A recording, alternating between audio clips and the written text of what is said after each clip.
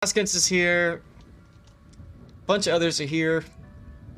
I think it's time to talk about carriers. And to start our discussion, I've got this beautiful replay here from Grunty. So I'm going to ping him, let him know, and we're going to watch the Eric Lowenhart, the Tier 6 Premium Carrier, as Prue wants... What do you want, Prue? Oh, I think I know what Prue wants. I can't give it to you, though. I'm working with people on stream. Go bother mommy. Nope, she's staying here. Oh well. So we're not going to comment on the game itself. We're just going to talk about carriers. It's been 2 years since the carrier rework. Right? 2 years? So, let's talk about it. 2 years is roughly correct. Hey, it's SAT score. So, since I know this is a very hot and controversial topic, a couple of things that I wanted to comment on first of all is, let's think about what Wargaming's stated goals were for the CV rework. Their goals were two main things. One is to make the class more popular, and two was to decrease the amount of carry potential that carriers had in a battle. In other words, make it so that there's less of a disparity between a good carrier player and a bad carrier player. In a sense, instead of going like this, kind of get them closer in line like that. When I was at the Wargaming CC Summit, they provided us with some data, and that data showed that the carrier class had way too much of an impact over the battle. Destroyers were next, and then cruisers and battleships were at the bottom of the impact charts, and they just kind of kept on going up and down like this. So it was like this, and then destroyers, and then carriers way above. So those were the two impacts. Star Wars special effects, yeah, right? Those were the two stated goals of the CV rework. So the first thing I would like to ask you guys is, do you feel that Wargaming has achieved those goals? Let's start with making the class more popular. Is the class more popular now? Define popular. Is it played more? More players play it. Yeah. Yes. Okay.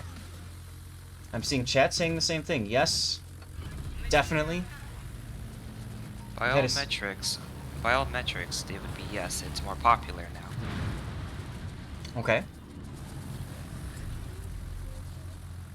I'm just watching chat. Generally, yes, but personally I play it less, says Kamar Tashkent. Sharky says, yes, more people are playing it, enjoying them, not so much. Well, we'll get to that part in a moment, Sharky. That's coming.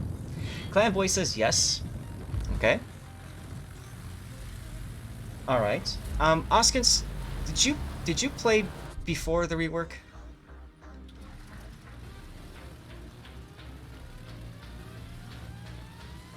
Ah, he's muted. He might not be here. Okay. I can't remember if he did or not. No, I did play a little. I played the surface ship stuff. I mean, I found it to be relaxing, but it was nothing that interested me really. Okay. So like I got up to tier 3 and stopped. I did come back, ended up playing the carrier a little, but again, I stopped. And if you don't mind me asking, what made you stop? Like playing carrier? So I got the tier 4 one, I guess that's the Langley or whatever. Mm-hmm. Played it a little bit, cool. Thought, well, this is interesting. Researched it on the wiki and found there was something called a manual drop. So I tried that. Interesting. Uh-huh. And then like 2 days later, there was a patch where I guess they removed it from lower tiers. And yes. It just seemed awkward going back to like the worst way to do it. So, I just moved on. Got it. And Wargaming's reasoning for that removal was to make it so that tier 4 ships were less seal clubby. Like, you would have people that would be playing Langley's like thousands of games just because they knew how to manual drop and most other new carrier players didn't, and therefore they had a significant advantage in the battlefield, right? Yeah, makes sense. It was actually more due to Bogue. Was it? Yep. I remember all the seal clubbers taking Bogue instead. The 1-1 Bogue, not the 2-0-1. Right, right. Huh, okay. I wonder if they were trying to farm, like, At the time, that was Warships Today rating instead of PR, personal rating, but... Huh, that's interesting. Okay. And then what they did was they made it appear later. So they basically changed the skill gap, and they made it so that higher up the skill gap got more pronounced at the expense of a more closer skill gap at Tier 4. Whether that's right or not, that was Wargaming's decision to make, and they made it, right? Yeah, I remember the Bogue too. Okay, so I think we can all agree that carriers now are more popular. So let's look at the second goal, and that was to decrease the impact of a carrier on the field of battle. What do you guys think about that? Do you feel that they met that stated goal? Snow Mongoose is laughing. Well, I didn't play them, but I've seen videos. Mm-hmm. And, well, yes, you could get to a point where, like, maybe one of the carriers is deplaned. But until you get to that point, especially as you got more and more points to dictate, dance across the surface of the sea, etc., I mean, holy crap, that's extreme. Like, old RTS was just extremely everywhere. It was highly capable. It was a lot of spotting. It was a lot of everything. It was stunning. Fair enough. I actually like the old style RTS, the micromanaging of all your planes sitting, all your plane routes to and from the drops, or actually doing the drops, versus the way it is right now, where you actually are flying the planes yourself. You spend too much time away from the CV and not paying attention because you're spending all your time flying. Arkansas says the difference between a good player and a bad player is even worse now. Okay, so Arkansas thinks it went the other direction. Gary says a good CV driver can control the match. I'd argue it's the same in a different way. Uh-huh. So I'll let Askins go first. I would like for him to comment on that. A good CV driver can control the match. Would you agree with that? Me? Yes. Yes, but the thing that you have to keep in perspective is it's the surface ships that win the match. So when you say control, a CV now with the rework, you're going to go fly 40 seconds to a minute somewhere, and you're going to drop your little 10,000 damage gift basket of love. And, you know, it's going to be received with a kiss and a smile. And then the people that are on the ground are going to keep doing whatever they're doing. So if what you can do as a CV is go to a flank, expose where a destroyer is, you protect your teammates from incoming torps because they know the angle now. Maybe they take some shots at the destroyer. Maybe they kill the destroyer. Maybe this destroyer just smokes and backs up. Mm-hmm. You come out, you do an influence play, and then your players play off of the influence play. Hopefully, it gave your team an advantage. If you have to, you come back. If you don't, you go elsewhere to influence somewhere else. But still, it's the people, it's the boots on the ground or ships on the water that are the ones that win it, not you. Okay. Now, the reason I'm asking Askins is because, for those of you guys who don't know, he's a bit of a carrier main and quite good at carriers and has a Twitch channel all about that, as a matter of fact. I'll go ahead and shout you out now so we can get you some more followers. Quite good is one way to put it. Well, why not? There it is. I think I spelled that right. I hope I did. Otherwise, yes. Okay. And there's one of your clips there playing the current carriers. Okay, SAT, you wanted to comment on something? Well, you could... This thing is, you could say that surface ships win it, but you can do most of the carrying, just like in any other ship. The main difference between RTS and the current CVs is that Wargaming kind of they try to narrow the skill gap by eliminating the carrier counterplay in a sense. So compared to in the RTS CVs, you have mainly controlled fighters, and that led to a lot of issues where a good player from a CV can shut down the other CV while influencing the match. Mm-hmm. Wargaming decided to get rid of that by making fighters not as useful, to put it mildly. So everyone is focused on striking instead. So the meta is more of just how much damage can you output compared to the other carrier. Not the lesser skilled players, they still probably won't do as well in that, while good players will just farm even heavier with the current rework CVs. So that's why I say it's, in theory, it's supposed to be different, but it's really more of the same, because you still have like the best players farming the living crap out of the enemy ships. They win at least just the same, maybe even more, but roughly about the same. Mm-hmm. So, Wargaming hasn't really released their metrics of CV influence in battle. They've in the past shown some graphs internally to the CCs to kind of showcase like overall damage and stuff. And I know that there's people on Reddit that go and do massive data polls and stuff, and would kind of say, you know, here's what one patch did to the effectiveness of carriers. I think we all agree that when carriers, the rework first came out, they were way too damn strong, and that was a big deal, right? And things have changed. They've changed how AA interacts. They've changed how the planes interact, all that kind of stuff. Gary says, if a CV drivers the attention of his team and can spot and clear the way by keeping destroyers lit and the others on their heels, that is how they control matches. That is true. Now, there's one key difference that I want to comment on. Somebody had mentioned up in chat earlier that destroyers were completely immune to carriers pre-rework, and that's simply not true. A very good player could kill a destroyer with one shot easily, especially at the higher tiers, with cross-dropping, all that kind of stuff. Even if they couldn't, they could negate that destroyer by keeping it spotted with its fighter aircraft at the very least. So I think one thing that has happened in the rework is it's become easier for a carrier player to attack destroyers directly than it was pre-rework. I had just talked about how a good CV player, could kill destroyers pre-rework. And essentially what the rework did was it lowered that skill gap by making it so that even average, poor quality carrier players can use rockets and point and click on an enemy and kill it, right? So I think that goes back to the discussion of, easier to play, making it more popular to do. Unfortunately, it means for a lot of destroyer players, CVs have changed. Here we're watching point and click adventures, but they're AP rockets, so there you go.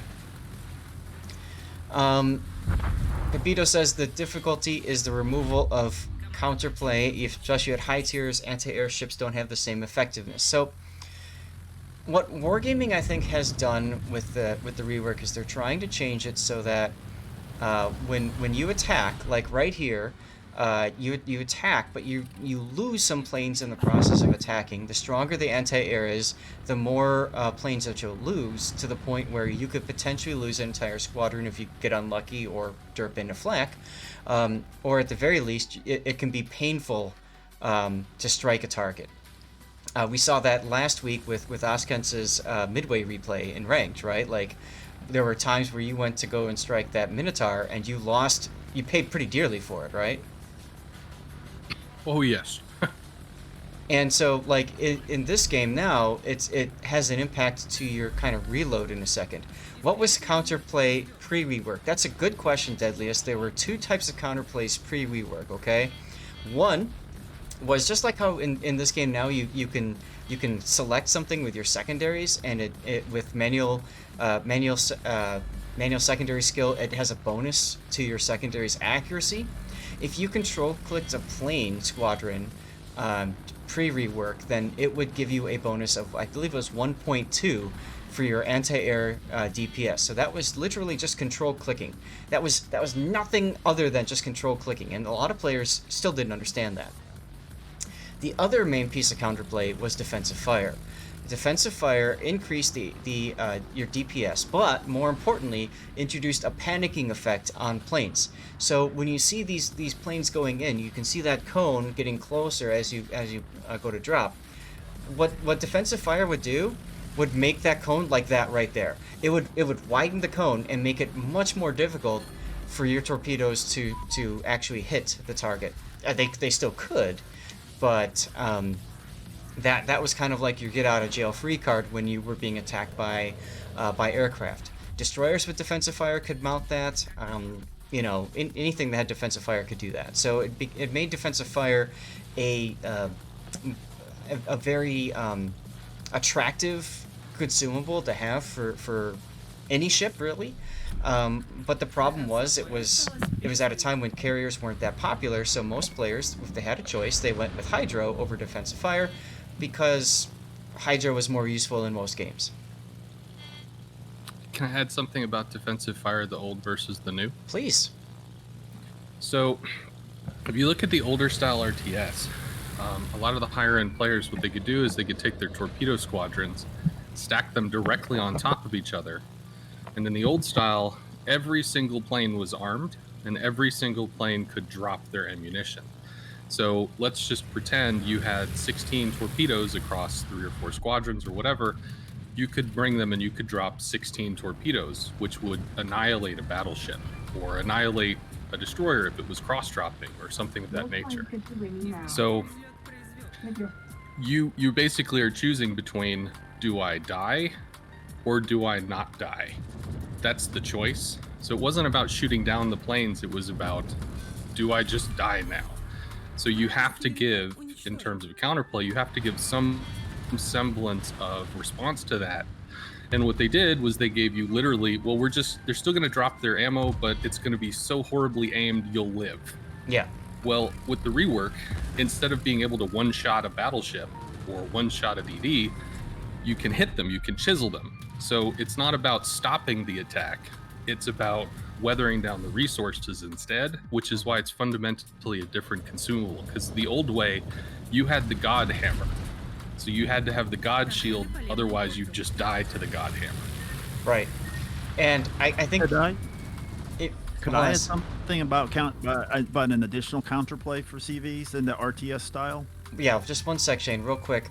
When you use defensive fire now, if they had the scattering effect, I mean, that would prevent you from one strike, but 20 seconds, 40 seconds later, you've got another strike coming after you of the same strength. So, like, I agree, it's probably not going to be effective anywhere near as effective as it was in the old RTS.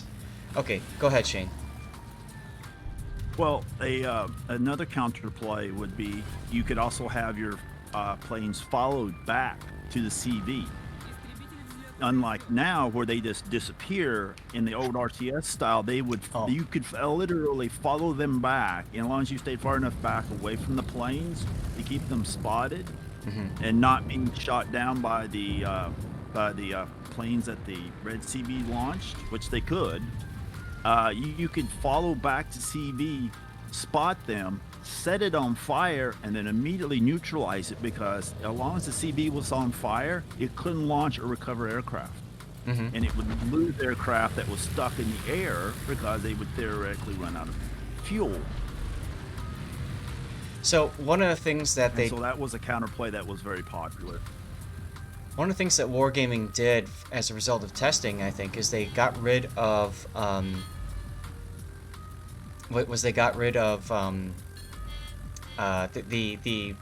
length of fires on a carrier now. So fires don't burn for a very long time, and I think that was because of the fact that they changed how damage control party worked on it, and they made it so it's an automatic DCP as opposed to player controlled. I think the problem was if you made it player controlled, you know, like in this battle right now, like does Grunty have the time and ability, like mentally, to DCP a fire or flood on his carrier while also lining up a strike and everything else? So I think if it's Grunty, I would expect him to be able to do that. If it's your average player, probably not. Okay, and there we go again with the skill gap, right? Deadeye says It's the result of the average players why they put in the alerts that your carrier's under attack. So because people weren't paying attention to the carrier. right, there's a lot of things that got added to the game as a result over time. to try to make it more comfortable and you know, all that kind of stuff.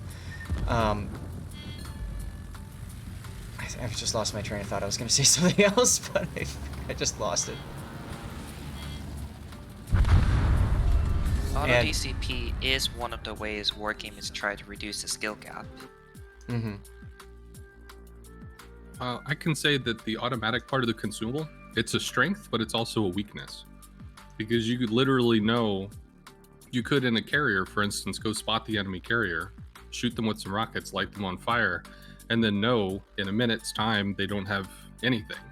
You Right. could come back and you could bomb them or something, set 3 fires, and under the old mechanics, I think it's like 25 or 30% of a carrier's health if it was lit on fire. So you could one shot, or you could kill a carrier in under 2 minutes. You spot them, you light them on fire, you proc the damage con, you come back and you murder them.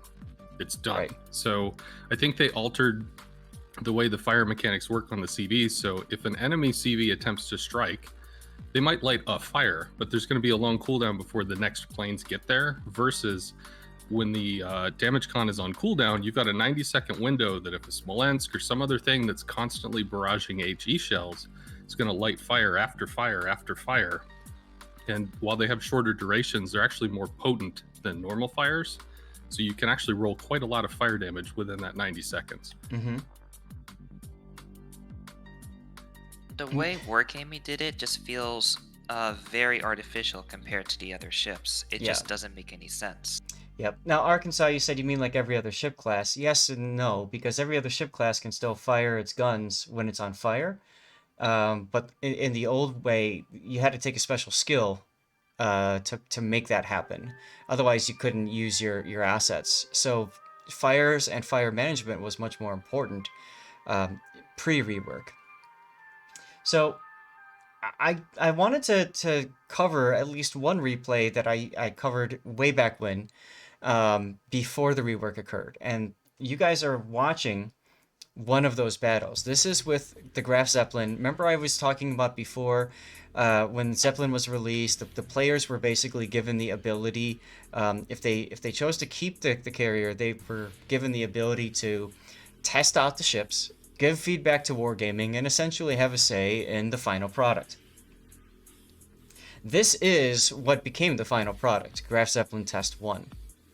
Now, I want to also say something real quickly before people think, oh, you know, Zath, you're violating NDA. Wargaming's NDA was much more tolerant of covering replays of test ships in the past. And this was more like a public test than anything else because it was open to all players that had the ship. So I just want you guys to be aware. I am very cognizant of NDA and stuff like that and all that. One of the things that I used to do, and people said they hated the fact that I did it, was I used to drop the HUD and take screenshots at the start of games and stuff. So I'll go ahead and skip through that. But, you know, like, that's cool, right? That was just a lot of fun. As a matter of fact, you know what? I might screenshot that again anyways. But the NDA is NDA. There you go. Okay, so in the old-fashioned way that it worked was you would launch off individual squadrons, and then you would, Oskins, I think you mentioned grouping planes up before?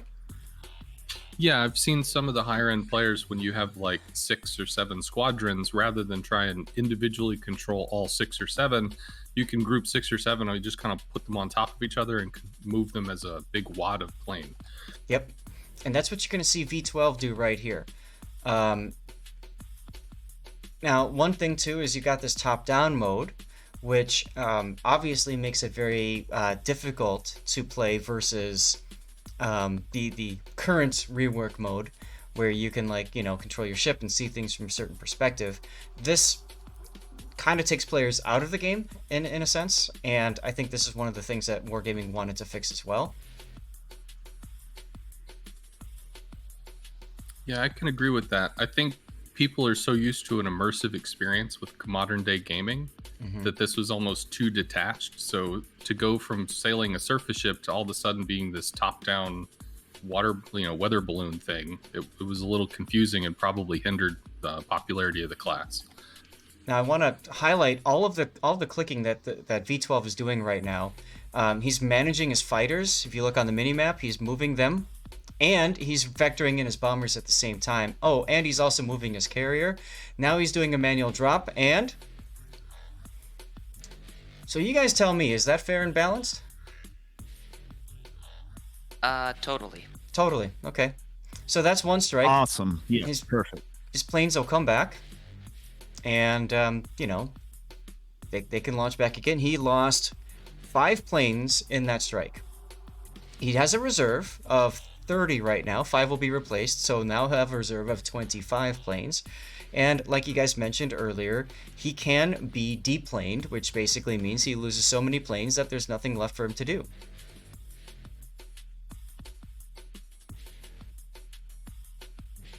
How different is that from a battleship getting double sit? Good question.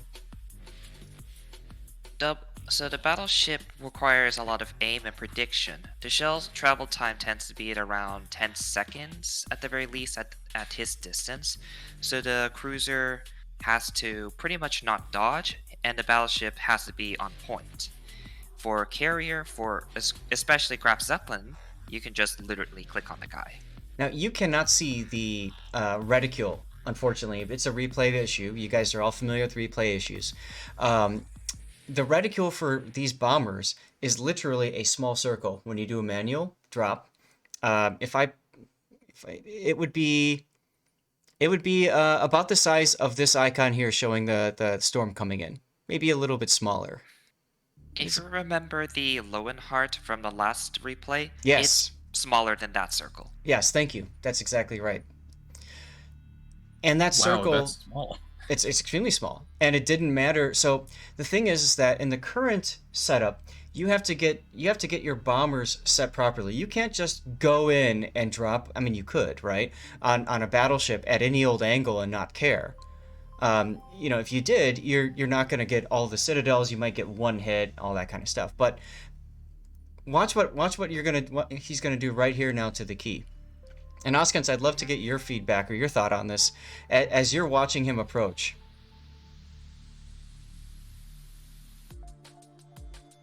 How'd you like to be able to do that now? I mean, if I remember on the tier 4, there was at least like a direction with the manual. You'd want to at least get your line of attack, then drop it. But I mean, if that was just a circle, dang. And here's another mechanic, the strafe mechanic that thank God is gone.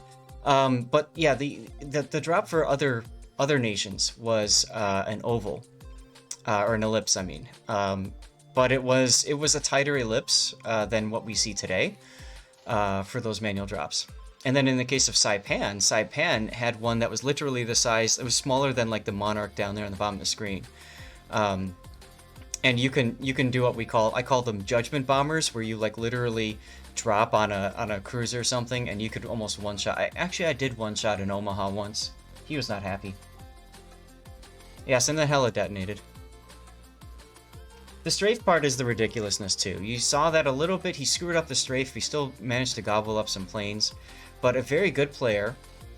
And this is again talking about the skill gap. A very good player could completely wipe out an enemy carrier player's strike package in one go, and then you have essentially enough reserves for one more try, and then you're out of the game completely. So a very good Super Unicum carrier player can completely negate the enemy carrier with 2 really powerful strafes. I saw some of Farazel's older videos where he was able to counter strafe or lock something up and then side strafe so that the enemy couldn't dodge. I mean, that was interesting. I also saw Jingles had an old replay. He had a contest over, who could get the most damage, and iChase submitted one, and he's like, well, I don't even need to look at the other ones, because he just lifted off in a midway and 100-0 to Bismarck, and then landed his planes rearmed and 100-0 to another Bismarck, and it's just like, he did that 4 times or something. It's okay. And one thing about the Zeppelin bombers is that they didn't have the AP pen that we saw, so you can see him dropping on the Missouri right here and doing pretty negligible damage despite getting pens. Probably just overpenning the superstructure, and that's probably it. And yeah, somebody in chat just said they see a Bismarck coming up. Keep an eye on that Bismarck. Things are gonna happen to him. So you can see that, you know, now the planes are coming back. Now this is something Shane had mentioned, is what if during the, you know, post-rework, the planes went directly back to the carrier and they just flew over things. And if they flew over enemy ships and they shot down some of the planes, who cares? I kind of agree with that concept. I don't know.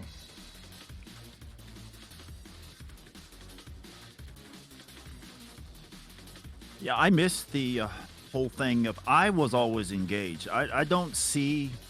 I see your point about where a player could get disconnected from it, but I was always moving around, moving my squadrons, double checking my squadrons, checking their path to and from caps and stuff, or where I was needing to send them. But now it's almost impossible to deplane a CV unless you get a really, really bad CV player.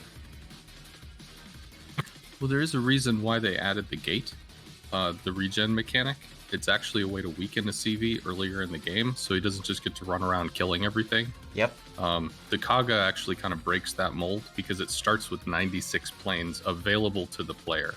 You can only go out in single waves at a time, but you'll find a lot of people, like if their first CV is the Kaga, they just find something and slam planes at it until it's dead.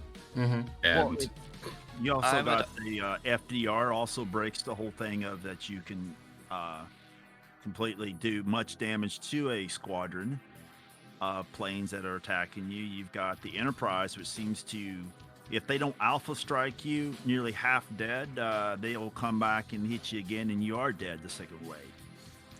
I've seen chat for this Bismarck. I would argue the regen mechanic is to prevent potato players from deplaning themselves immediately. I mean, that's the side effect of it, is that inexperienced players, and down goes the Bismarck, Yeah. is that inexperienced players won't be just stuck looking at their hull for the next 10 minutes of the match with no planes, because that's not fun. Then why? That's what Warren wanted to do. The stated goals was to make carriers easier for the average player, because instead of being a bad RTS game, Right. they wanted the more action gameplay. For better or worse. I mean, that's just people, though. World of Warplanes. You know, World of Warplanes wasn't working, so they decided to turn the CVs into World of Warplane. I mean, personally, I can't agree with that, because if you're doing like plane v plane combat, there's a whole lot of movement involved. There's three-dimensional conceptual space and engagements. The biggest difference with the rework versus this, in terms of like player engagement, is the rework has you feeling immersed. You feel like you're in a situation, seeing a thing, and you've got a first-person camera. Similarly, well, a third-person camera, sorry. Similarly to like if you're in a ship. So it's not that big of a mental jump to go from point A to point B in terms of how you're seeing and experiencing the game. So like just from a game design perspective, you're at least keeping it in the same ballpark for the average player that just joins in, so they go, oh, hey, I like ships. I don't know. If they make the jump, they might actually stick. Then, and secondly, somebody earlier had said, well, I'm engaged in this. It's not to say that this isn't engaging. People play Warhammer 40k on a tabletop, and they're extremely engaged, even though it's not computer animated, it doesn't move around, they mentally do all the sticks. Yeah. And that's the same way I did with the RTS version of the carriers. I found the RTS version of the carriers more fun because it made me think. I had to think about, how am I going to get my planes from here to there and not get spotted? How can I stop myself from getting set on fire so I can't launch planes? I can't recover planes. How can I keep my carrier actually away? You might have, but many others didn't, and the population numbers showed that. Mm-hmm. Yeah, true. There's many other reasons why it dropped. Yeah.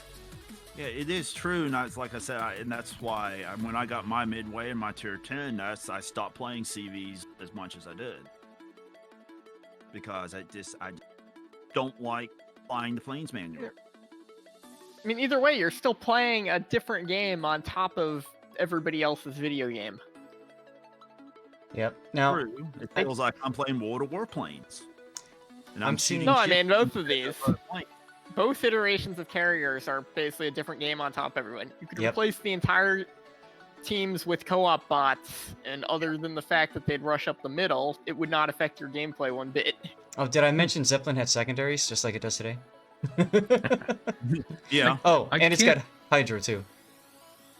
I can't agree with the changing bots thing because, granted, I play carriers differently than I guess a lot of people do. There's some people that just like there's striker carriers and there's support carriers. Strikers are going to run around striking stuff. They're going to do damage. I mean, there are people that do that: destroyers, cruisers, battleships, all of it. They just want to go around and hurt things. Support players, I'm trying to set other people up for success. I'm trying to get the ships on the water to be able to do something. Like earlier, somebody mentioned, well, that's how a CV supports. They spot the destroyer, and then their team can move forward. Is it the fact that I spotted the destroyer that I won the game, or is it the fact that my team can now move forward, claim space, and make plays? I'm enabling the team. I didn't win it by just doing like looking at a destroyer or hitting him. I enabled the team to move forward and become more powerful. That is what I like. And if you replace all these ships with bots, nameless, faithless, nothings that, have no basic AI where they just go forward, then it's not about supporting. It's not about setting up plays. It's not about getting people into positions or helping them claim space or retreat where they can make the battle unfold the way that it needs to unfold. Yeah, because when Third I played option, in clans, nuke destroy yourself. yeah, when I played in clans, I played that support role of spotting and keeping the destroyer spotted, or spotting the enemy team and keeping them spotted. Most of the times I did very little damage, because all I did was just go around and just fly around and just keep the enemy team spotted. And I found that just extremely boring. So, when it comes to the way that CVs interact, I understand that there's a lot of people that feel that there's no counterplay that the carriers have. I want to comment on something that somebody had said earlier. Ilium, I think it was Ilium. I gotta scroll. Sorry. Says the problem is that they don't make it easy not to get de-shipped for a bad cruiser player. They don't make it easy to not to get de-shipped. Why favor new CVs over cruisers? I'm not 100% sure what you're trying to say there, Liam. Wargaming's designed on CVs to allow the player to always do something. Right. So in this case, you're time gating some of the planes so that CVs can still, even the worst CV players can still do something even in late game. For cruisers, you can argue it's somewhat similar. It's just that the resource you need to watch out for is HP, whereas CVs is the HP to what the resource you use is planes. Right. Arkansas, I'm not trying to justify the rework by saying that the old mode was worse. I'm trying to say this is what we had before. When a lot of people say go back to what we had before, this is what we had before. So I want people to understand, like, this is where we came from. Okay? And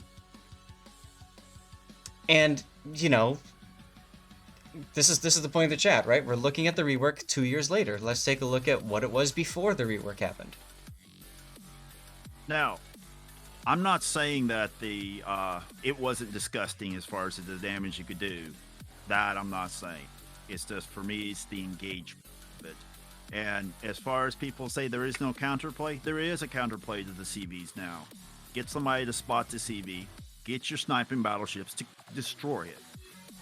Dead CV. That has always existed. That has not changed. Yeah. So That's the counterplay for CVs. Spot it, snipers, destroy it. There you go. Dead CV. That's an inherently unrealistic counter to a carrier. You can't depend on your random battle allies to always snipe the CVs. Why are you introducing artificial complexity to this by asking your random battle teammates to do something for you? True, because they're also the same random battle mates that are sitting there whining and crying like a bunch of children that, oh, CVs, I can't do nothing. I don't know no way to counterplay it. Well, I just give people an idea how to counterplay them. Wait a second. I'm talking about teamwork. Oh, never mind. I'm talking about teamwork. That's something we don't have in do we? Are you suggesting that the destroyer and cruiser with probably 17, 18 kilometer main battery range at most can snipe the CV at 25? No, I'm talking about the battleship. You're Yeah, Talking asking about them the to CV. aim at a carrier that's 25 kilometers away, and one that might even have an armored flight deck. The CVs can be sniped by Montanas with range mods. Which doesn't With impact the range flight deck. mods. Vermont's, well, a Yami. A Yami can hit 30 kilometers. You get a Do Yami. you, Yeah, and Do then you bounce every unders- shell off the deck because auto bounce mechanics exist. do you understand why all of the CV sniping divs are 899? That is because tier 8 CVs, with the exception of a few, do not have armored flight It deck. seems like an And- inherent lack of game knowledge here about the armored flight deck of Yeah. tier 10 carriers. The armored flight deck actually can be countered.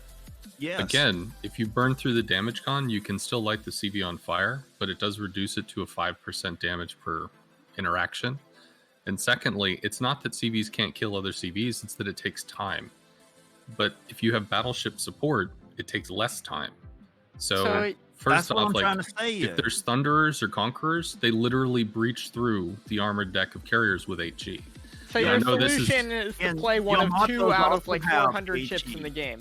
I didn't say others anything have- about a solution. I'm just saying this is something that exists even for tier 10. But yes, they are armored. So yes, the solution or the responses are more limited. But at tier 10, so many things have so much range. I'm assuming they gave them the armored flight deck because of that. Because otherwise the carrier would just get blapped off the map pretty much immediately because tier 10 range. But you can still. Maybe you should take a step back and think why everybody wants to blap the carrier off the face of the map. Because it's easier to kill than a battleship and it's useful. Yeah, and they have less hit points than a battleship, and they're easier to citadel. Well, people have always wanted to go after carriers, even if You it's know, even you get a in DD. RTS. You You get know, a DD that's sneaky. Yeah. Why do people want to Have them blap go all the the way carrier? around the map. If you have the carrier spot for the DD, so the DD knows that where their other ships are, he might be able to sneak all the way around the map. And you have a Shimakaze that's being a kamikaze. 15 torps at 8 kilometers. Blap! There you go. CV's dead. Now you got a DD behind you. That requires the Shimakaze to get through 11 teammates and for the carrier to not notice. You'd be surprised how often that happens. We are not talking Yeah. about people that are incapable talking about of breathing clans. and clicking at the same time. We're not We're talking, talking about clans, normal we're talking baseline about friends. players here. We're talking about random players. We're talking about random gameplay, not clans, not clan battles. It's a completely different story. We all know. But I'm talking about random battles where the most whining and crying happen because of CB play.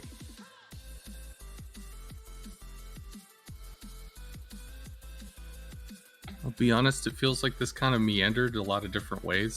So I don't know where the conversation is at right now. I kind of feel the same way. Right now, that by the way, we're looking at Carefree Tongue. That's a name I haven't heard of or thought of in a long time, and this is the Taiho in the old way of doing it.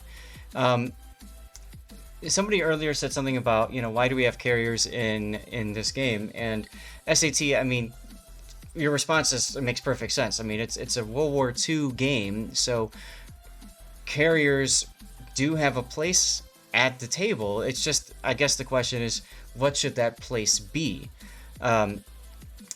I think there's a lot of frustration, and we're seeing people talking in chat. You guys have been just talking through things, one way or the other. People think that there's no counterplay. People think that there's, either too much difficulty or not enough difficulty in having an influence in the battle.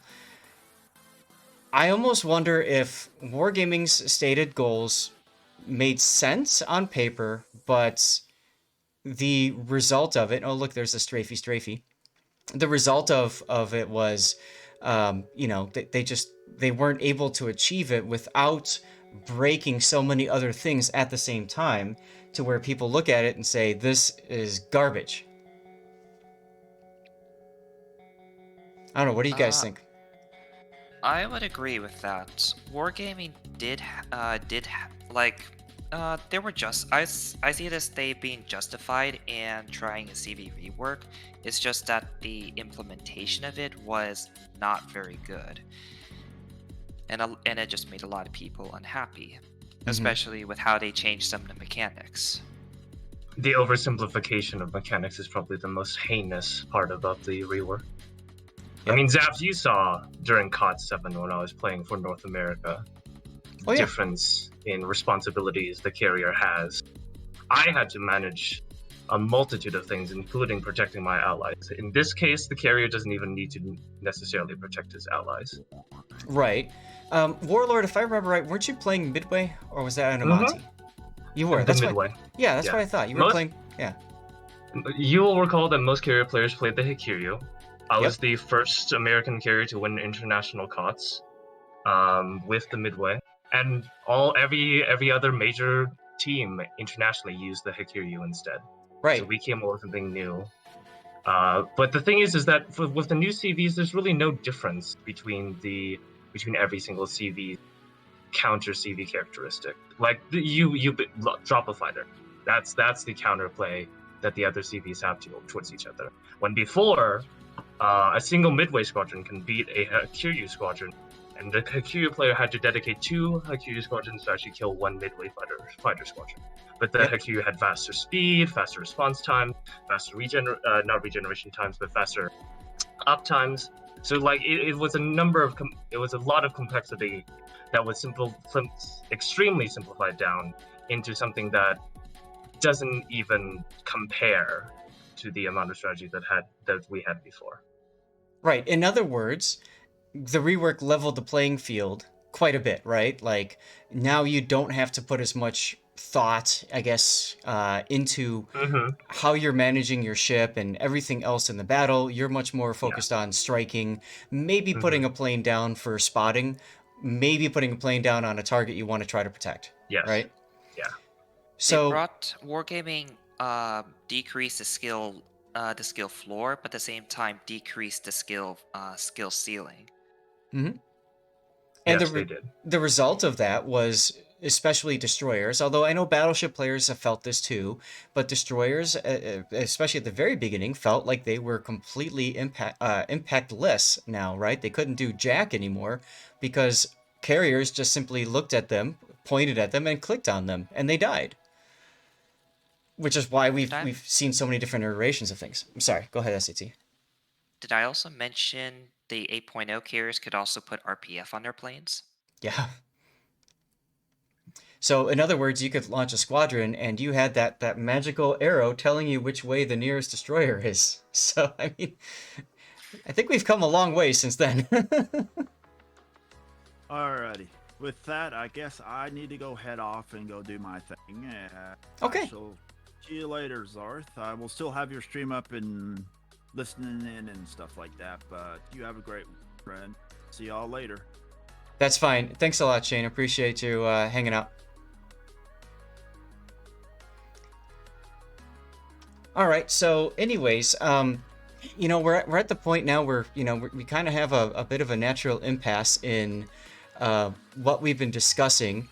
I wanted to look at it through the lens of what was Wargaming's stated goals, and I think we've kind of agreed that they've achieved those goals, but at a certain expense, right?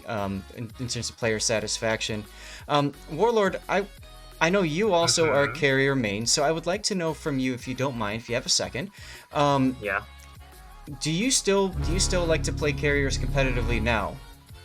Not. I mean, I guess. I haven't actually played CVs following. in a long time. I've actually been playing Destroyer more often than not. I know, I saw you playing a Destroyer in a ranked game last week, actually. Yeah, I've been playing Destroyer more often. But to answer your question, if it were to come down to it, I would still play carrier for 07. I am still 07's carrier player. So yeah, I will still play it for them. Why? I was just curious because when we've been talking about the rework, we've talked about it from the perspective of different levels of players, right? You know, we've try to look at the perspective of a player that's not so good at it, and like how the rework has changed their impact and their perception. Casey Me, thank you so much for the sub. And then you've got I just lost my train of thought. That's okay. Those 510s just resubscribed for 7 months. So you have the less experienced players giving their perspective, and then Right. you have the best players on the server, like Warlord, giving their perspective. Right, and that's kind of what I wanted to get an idea of, because when we talk about trying to close that skill gap, I think, you, for lack of a better way of saying it, and Carefree Tongue, we've been watching him just, he's up against a really good carrier player. I want to mention that too. Like, that other carrier player is not making it easy for him. I've been watching YouTube videos of replays. Yeah. Right now. Yes. Okay. Yes. I've been watching some RTS footage, so. Yep, he just gobbled up 13 planes with one strafe. Okay. But the game's pretty much over. Well, no, it's not over. But anyways, like, when we talk about the effectiveness of carriers and stuff, you were one of the people that made it a pain to fight against. Like, if I was in a carrier and I saw a Warlord on the enemy team, I still probably don't feel good about myself if I'm in the carrier and you're there. But, like, I would look at it and say, oh, crap, because now I have to micromanage my planes so much more than I used to. I could send my planes off to one area, and then I could start trying to, do the fighter thing, right? And I go and do the fighter thing, and then I look over, and oh, crap, my planes just got shot down, and they got strafed, and they're gone. Okay, well, now I gotta wait another whatever, and pretty soon I'm playing the fighter game and only the fighter game. And then... Yeah. So, like... That's why it's good to hear your perspective of the rework, from that. I think it's an extreme oversimplification. I've always thought that it was an extreme oversimplification.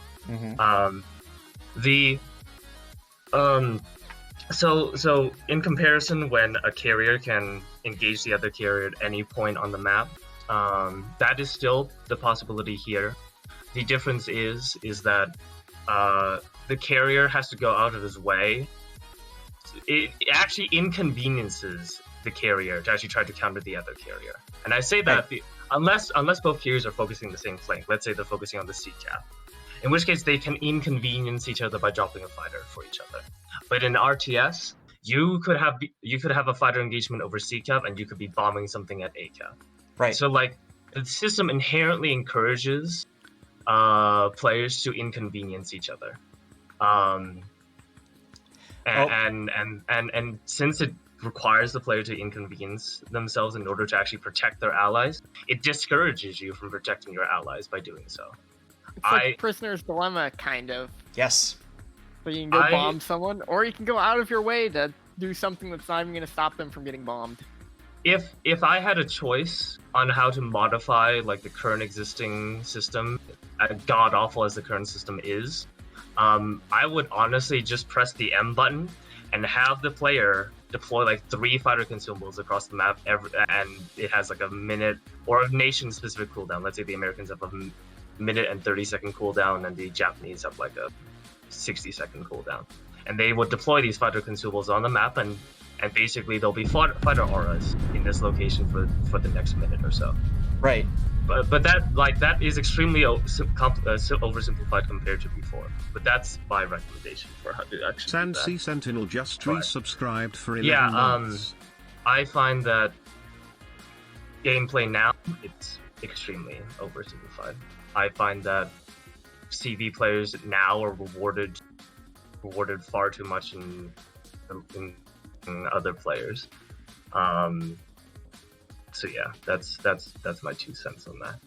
Okay, great. I like the idea talking about deploying a consumable someplace on the map as opposed to having to physically fly your plane just to drop it. Okay, that's a fair idea. Atago used defensive fire. You can see how the torp spread. Well, it didn't really matter. You can also watch one of my replays as well if you would like to analyze that. Yeah, I'm just popping up. Oh, you mean like from the current system? No, from the old system. These are YouTube videos from my old channel, or my channel like 3 years ago. I don't know if I have any of yours from back then, and I apologize if that's the case. No, I have my own replays on YouTube if you want to see that. Well, I usually try to keep these talks to about an hour on a subject. So I guess if you guys don't mind, I'd like to try to close off by asking each of you guys, like, what's one thing that you would want to change in order to, you know, bring about a difference to the current rework? Like, if you had the ability, if you were wargaming and you've got complete control of the rework, and please don't say dumpster it, because I think we're at the point now where I don't think wargaming is going to go back on all the time and effort and money invested in this. So what's like a tweak or a change that you would make to it? Clarification for this question. You want the action-oriented rework to still exist, correct? So these are just modifications to the action rework. Right, exactly. You know, think about this as the rework as it is right now. The mode and everything is pretty much locked into place, but we can tweak it a little bit. What are we gonna tweak? I have a few. Okay. Okay. One thing, and this might have mentioned my computer crit errored, so I missed the last 3 minutes. Is when you drop a fighter right now, you can smart ping. You can look at somebody, you can open a dialogue wheel and pick a thing, get back, you know, focus this target, whatever. Okay. It'd be really nice if you could just do that with a fighter. Look at them, send a fighter. You can have it travel from the hull if you wanted to, so that way CV hull positioning is important. If like you're on the opposite flank, it's going to take a while for the fighter to get there. But this would at least give you a means to be able to defend one flank while working another one. I think that'd be a pretty easy thing to include. Another thing would be diminishing returns. So if you rocket a destroyer, there's going to be some number that Wargaming can figure out where rocketing a destroyer at this tier 2,500 is okay. But the problem is you'll have some Unicum CVs that will hit said destroyer for 6. Well, if you nerf the damage on the rockets, then that changes your cruiser interactions, your battleship interactions. So that's a problem. Well, if you add diminishing returns, the first X amount of rockets hit for their normal value. The next X hit for half. The next X hit for a quarter. You can start dragging it so that the bottom is maybe 2K and the top is maybe 4. So an extremely talented player doesn't just go right off the rails nuking stuff. You can do the same thing for bombs, so that if you nail, for some reason, 6 bombs because RNG just blessed you, the destroyer doesn't just spontaneously detonate. He takes maybe 2 bombs worth of damage, which is not a joke, but it's a lot different. It accounts for the outliers. Okay. I think those would both be really big. Okay. Thanks for your It's thoughts. basically just saturation, though, isn't it? It is, but if you can make the saturation for a CV's salvo, because there's already a saturation mechanic which does a reduction, but if you have a specific reduction for CVs are extremely accurate. Like they thought about doing that for sap shells. Ultimately, they chose not to. But I think because of the way that RNG and the reticles work, like they tried changing the reticles on tier 10 CVs, so the rocket reticles are terrible now. Tier 8's not bad. Tier 8 can still rip stuff apart because tier 6 ships can be really small. Well, if they add in the diminishing returns on a CV salvo, that really pulls back that crazy outlier damage where you just see like wham, half a ship gone. Okay. I kind of disagree with that kind of idea, because that seems like further normalization of player skill levels across the board, which I inherently disagree with. If you're going to make it so that you're going to lower the skill ceiling even more, that doesn't really make a significant difference to CV's performance. Yeah, but here's the problem. Is in order for the average player to do X, you have to be given a certain amount of tool set for the average player to do X. The problem with that tool set is you're going to have a warlord, you're going to have an ensconce, you're going to have an eraser from the EU that's going to be able to take those tools and just beat people to death with them in a crazy looking demonstrable way that has YouTube highlights and scary clips and forums on fire. SAT, here's a game of you in ranked. So having something where it draws those outliers out of that crazy outlier domain kind of into the realm of reality allows the average players to do average things and allows Unicums to do more. but only an amount more, so that at least they're still in shouting distance. So it's still normalizing it then. Sure, but you as the CV player are still probably making better decisions than the average player. You're probably influencing flanks better than the average player. Okay. You are landing a little more damage. Like it's more. So And you're it's still not addressing any of the fundamental issues with the carrier versus surface ship interaction. well. I think and I don't want to like get into a point where we're arguing with people and their ideas. I'd rather we just are able to discuss those ideas. Oh, hey, this is something we forgot about. You can drop your bombs and you have a faster squadron. I completely forgot about that. Yes. Anyways, so what I think what Oskins is trying to say is take away the strike capability, or at least reduce the strike capabilities of carriers and make them more support-oriented ships. Okay, cool. That's an idea. What other ideas do you guys have? That's what I was saying. Like, carriers at a fundamental level, the rework has not really changed the fact that the player has relatively little interaction they can do as being on the receiving end of the strike to mitigate it. Since the carrier can create too many lose-lose situations, like on demand, in a way that no other surface ship can. AA is still almost entirely automated, and I think Wargaming's been trying to change this interaction for 5 years now, and has not succeeded at it. And I'm really not sure what they can try. Okay. Other ideas? Perhaps add a strafe function for every armament type you have. So like when you send out your planes, you get a strafe another CV. Oh God. Okay. Interesting. World of Warplanes, but in ships. That's what it's always been compared to, no? Okay. All right, fair enough. What are you watching right now, Desta? This is one of my old replays covering looking at the old RTS stuff. Yes, the archives, exactly.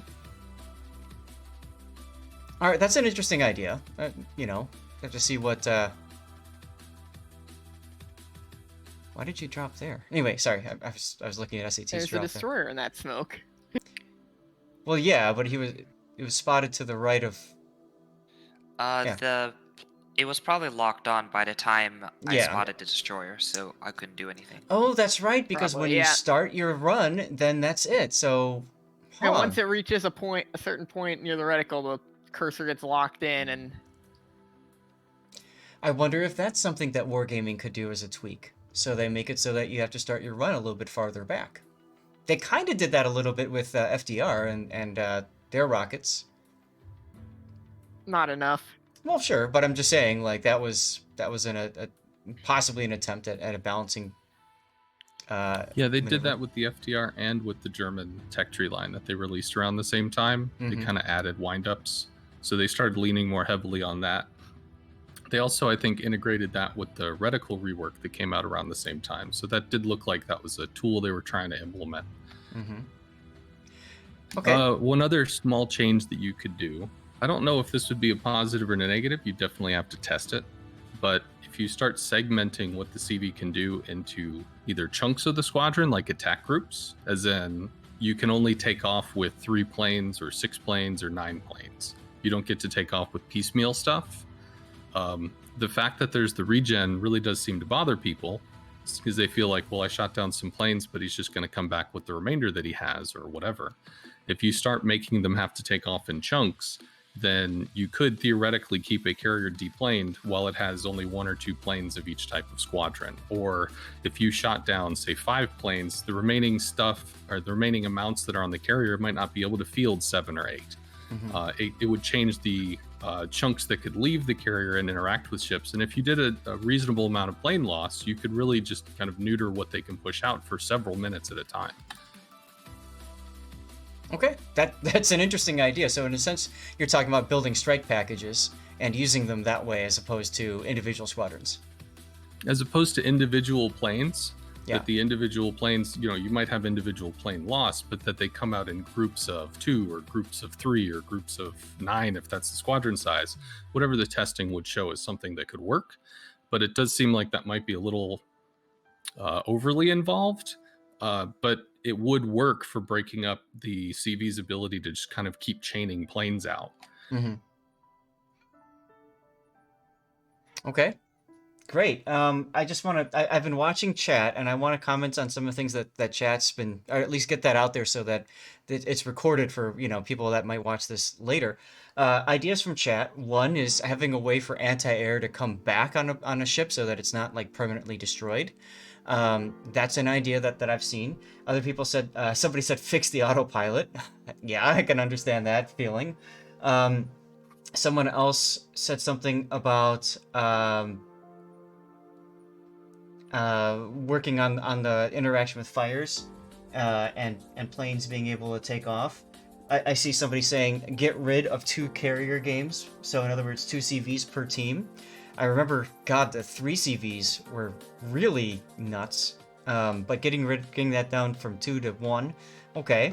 And then I also see them saying get rid of spotting, the ability to spot for the team, so that they are focusing only on more strike mechanics. Okay. I just want to echo, I would like to see AA mounts regen or not break. Yeah, me too. Because it really does feel like when they went to the mat trying to balance all this stuff, try to figure out how it's all going to work together, it really feels like they expected the numbers that they tune when you're at 100% is the numbers it's supposed to have. But then if it breaks and it just goes lower than that, well, that sucks. Yeah. So it almost seems like that's an old mechanic maybe from the RTS days. Yeah. Yep, and find some way to bring it back. Maybe you tie it in with a repair party consumable, or maybe it's on a timer, kind of like the planes are on a timer, right? So if they break, they come back after a certain amount of time. You can justify it by saying it's been repaired by, your damage control on its own. I don't know. Kremlin approves of this idea. I was waiting for someone to comment on that. Kremlin, when it was released, was scary. And then I guess they just kept nerfing it. Maybe they were thinking like Russian ships are weak to flanks, so the aerial flank is a flank, and they just accentuated it or something. But like the Kremlin just gets ripped apart, and like after halfway into the game, it's just got nothing, which is weird. Wargaming's balancing sheets are in Russian, so it doesn't always make sense. Oh my god. All right. On that note, last call for any suggestions and ideas for improving the current state of carriers. Again, we're not really accepting just delete as an answer. I know some of you guys would say that. As silly as this sounds, it would be cool if there was some kind of like a visual aura that represented your AA range and your friendly ship's AA range. So the visual aura could actually show you a darker or stronger looking color. And I know this is really dumb sounding, but if you increase the sound of the AA mounts, if you can provide an AA system which actually kills planes and also provide sounds that go along with it, people respond very sharply to that. They will interpret power simply off of the feel of it. Okay. Pretty sure that's already a thing. When you're above a ship, you hear like an increased sound of machine gun fire in it. Well, you do, but I mean, for the surface ship player, like for instance, in first-person shooters, you might have a shotgun, but even though the shotgun is capable of doing extreme amounts of damage or whatever, if it has a puny sound effect, or it doesn't sound like it's a shotgun, it's not ripping something apart, people will discredit it. They won't use the gun. They'll use something else. So just adding something that's got a visual or a sound indicator to say that it's doing more actually does get a human response. So like when using priority sector, if you make the sound twice as loud, people will respond to that. If you have some kind of aura or some kind of visual color cue showing how dangerous the AA is in an area, people will respond to that. It's going to be clear in the update coming up. That's true. Oh, really? That's true. I didn't know that. Yep. So one of the things that they're doing with the update is they're changing around the animation so that you can see your anti-air guns firing, and it looks beautiful, man. When you see that, it's gorgeous. And I think that very well could be a step towards what you were talking about. To you speak about your other point about circles and that sort of thing, there is a minimap mod that will display anti-air ranges, although I believe that's only from the carrier's perspective. Yeah, if they had something in the game that you could enable it, that you'd see like a light aura or something kind of on top of the water. Maybe it's just like a pale green, but then you get another ship that gets close and you start to see it darken. It would at least conceptually people could grab, oh, I have a tighter or I have a stronger umbrella. I have a better defense net, so to speak. Right. That could actually help people interpret how to play better against planes rather than just kind of running off somewhere to die. Well, and you're right, because it also it could help encourage teamwork in that you realize you're in another ship's anti-air aura along with yours now, so that you can work together in a sense. And otherwise, you kind of have to just almost memorize or guesstimate that the friendly ship is 5 kilometers away, and therefore their anti-air can help too, right? So, all good ideas. Currently on the mini map, you can have it so you see AA ranges. Your own, and as you know, you can just kind of get like, oh, he has somewhat similar AA. Something that improves destroyer survivability by, for example, defensive AA widening the reticle, for example, would probably be a benefit to everyone. Okay. It's not a direct thing with CVs, but it would be a good thing for super ships to actually have again. Is my opinion. Okay, so revisit the anti-air mechanic. Sure. I mean, defensive fire mechanic. Yeah. Either that or make it so that there was a dev blog a couple months ago where they were discussing like making changes to like air detection and things like that. That either one of those things would have been viable in my personal opinion. I liked the air detection thing. Somebody said when they had the yeah. Okay, go ahead. Sorry, someone said really quietly, I think it was Warped Chaos, saying that you already kind of have the ability to at least to display your own anti-air as a ring on the minimap. That is true, although I don't know that a lot of players know that they can do that or want to add that extra detail on there. I think what you were saying, if we can go back to your idea, Askins, was have it so it shows up like in the actual game, like you can visually see it, not just on the minimap. Is that correct? Yeah, so I don't know how many people here have played Overwatch, but there's a character called Lucio who has an aura where he can speed up teammates or he can heal teammates. And there's like after a while, the Overwatch people realized they have no idea how far this is, especially like your teammates have no idea how far that is from Lucio. So they added a ring so that you could visually see this. You could have something where you enable it on the minimap where your AA, in your area, whatever, there's like a light green, transparent, whatever. But if another ship comes over, it could end up darkening. It could end up getting darker or yellow or red or something to indicate that the defenses are stronger. And there are just having some kind of indicator that shows people, because you might think, well, I'm in the AA range of this other thing, but you're only in long range and it may not add very much. So it could be that they just have the color based off of what the amount of continuous in the area is or something. Just something where people can get a visual read and understand, oh, rather than being 4 kilometers away from this, if I was 3 kilometers, I would actually be in a markedly better spot. Something of that nature. So, and that's kind of similar to what Wargaming put in when they did the radar thing, right? So you can kind of see that wave and you have a visual representation of how far that radar can reach. Oh yeah, I've seen that. Yeah, so, okay. Fair enough. Well, guys, thank you very much for talking through this. Oh, and somebody else said something about getting rid of rocket planes. Yeah, I mean, that could be a tweak that they look into. But if you guys don't mind, I think it's time to move on from our discussion of the rework as it is right now. This was so far I've been extremely lucky. All of these chats have been, for the most part, very civilized, and you guys have not been talking over each other. I really do appreciate that. I want to just thank you guys all for being here. Guys, this is the most people we've ever had, I think, in the general chat channel at once.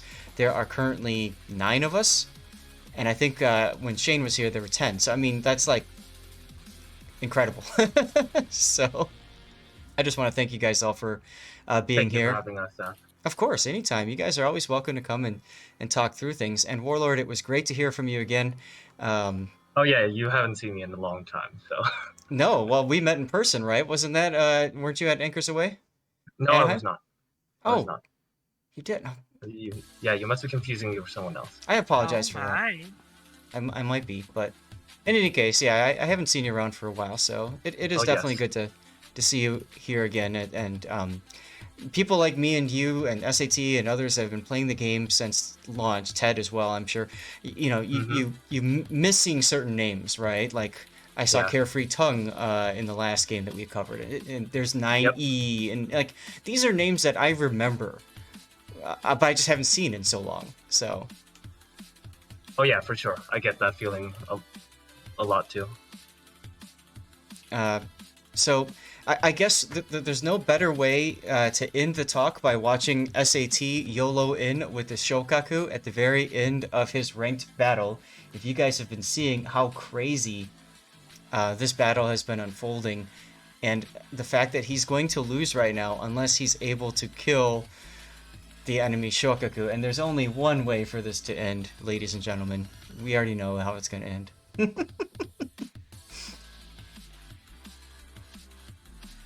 Something's bugged, his carrier can't catch fire. Lol.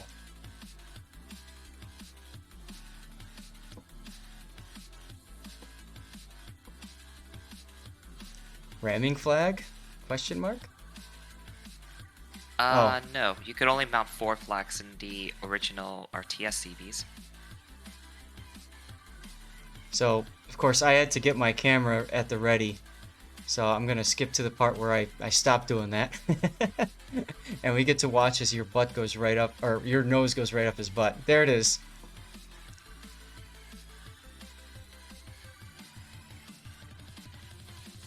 Yes, Puddin', the subscriber cam has been going on for a while because we got distracted talking about carrier. So you are more than welcome to do a drawing for that. Hey, William the Dank. And let's stop this now. And it's been fun going back and doing some nostalgia, I'll tell you. I think it's time for some marble action. Let's have some fun. So we'll do a random track. You'll hit exclamation point play to get in once it starts up. Oh, we've done this one before. We've done this one before. Maybe? Maybe not. Huh, okay. Oh. Yeah, this looks a little different. So exclamation point play gets you in, guys. The winner receives a CC container. You just have to be a follower in order to win. I'll play as well, and I'm gonna hit the start. We've got a 3-minute countdown. I'm gonna use that opportunity to get up and stretch as well. And when we come back, I want you guys to think about what you would like to see me talk about. Actually, I'll make this into a poll. I want to know what your topic is. We have about, a half an hour to an hour and a half, if you guys really want, to talk about some other things. Tapioca70 is now following. Tapioca, thank you very much for the follow. So one person on the forums said that they'd like a discussion on clans, how to manage them, recruit, internal issue handling, attrition, preparing for the future. So that's one thing we could talk about. We could talk about a skill to replace Deadeye, which could be spicy. And we could talk about the CC program. And I believe that's... and then Brawls. We could talk about Brawls and stuff like that too. So I'm going to set that up as a 5-minute poll. You can vote for what topic you would like to see in there. And then let's start the countdown. And I'll see you guys in 3 minutes. Okay.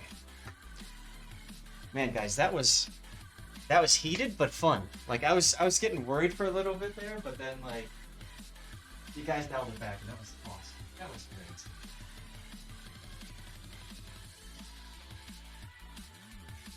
If you want it to be toxic, you just need to give CVs Deadeye, that's all.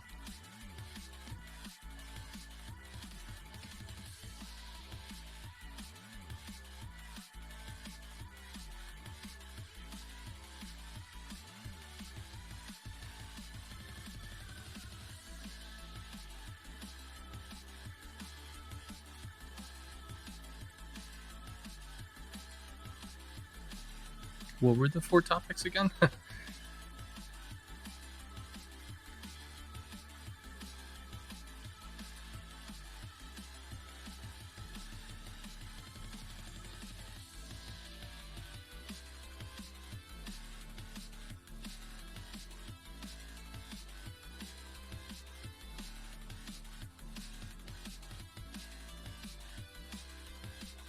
Well, I can contribute to the CC program. I'd suggested a basic change to Deadeye, but I assume they're just going in a completely different direction. Hard to say. They didn't say anything about. They didn't say anything after that rework or change for Deadeye. So it's literally anything's on the table. Yeah, I had made the suggestion that people are probably staying back because they're just not sure whether it's active or not. And they said, well, somebody somewhere said that they were going to add buffs to it so you could know if the buff is active. But if you just stated something where if you shoot at a target that's over 10 clicks, well, then people know. So the battleships can move in and they can shoot at stuff that's farther away, but you can still shoot at stuff that's close. You just don't have the accuracy bonus. Or you could add like shell flight time. You could slow the shells down, but they're more accurate. Or, I mean, basic stuff. But I really think they're going to go in just a different direction because it seems the sniper focus was, well, maybe misinterpreted by people that know how to shoot. People that could shoot said, wow, this is amazing. Everybody should get this. And then people that can't shoot get it, and it doesn't matter. So the numbers don't show it as being that scary. I would argue, well, it's definitely more of a psychological issue, but if they can't hit a cruiser at 20, they'll just shoot at a battleship at 20. And then there's a reason why you see all these, like the meta battleships right now is basically Thunder and Yamato. And funny enough, Yamato and Thunder are the ships that benefit the least from Deadeye. Mm-hmm. Got it. We swapped the positions of Deadeye and Dazzle in the skill tree. Oh god. I would love to see that actually. Not like Dazzle does much anyways. Whoa. That's cool. Oh, Zath has discovered the bongo pads. Yeah. Deadliest is the last one. That is really cool. Oh, the fourth thing was about Brawls, like the game mode itself. William the Dank in first place. If you want to talk about clan Brawls, you can just talk about CVs again. So it'll be just CV discussion part 2. Oh god. This is so cool. But yeah, you can change the colors that the bongo pads have, but you can change how much bounce they give, and you can also give them sound effects. So people make like light up levels and musical levels and stuff with them. Oh my god, that's awesome. Look at everybody dying. And then into this glass funnel. Wow. Oh, I died. Yeah, rip. William came in second place. And there's our winner. QZZIEJIM.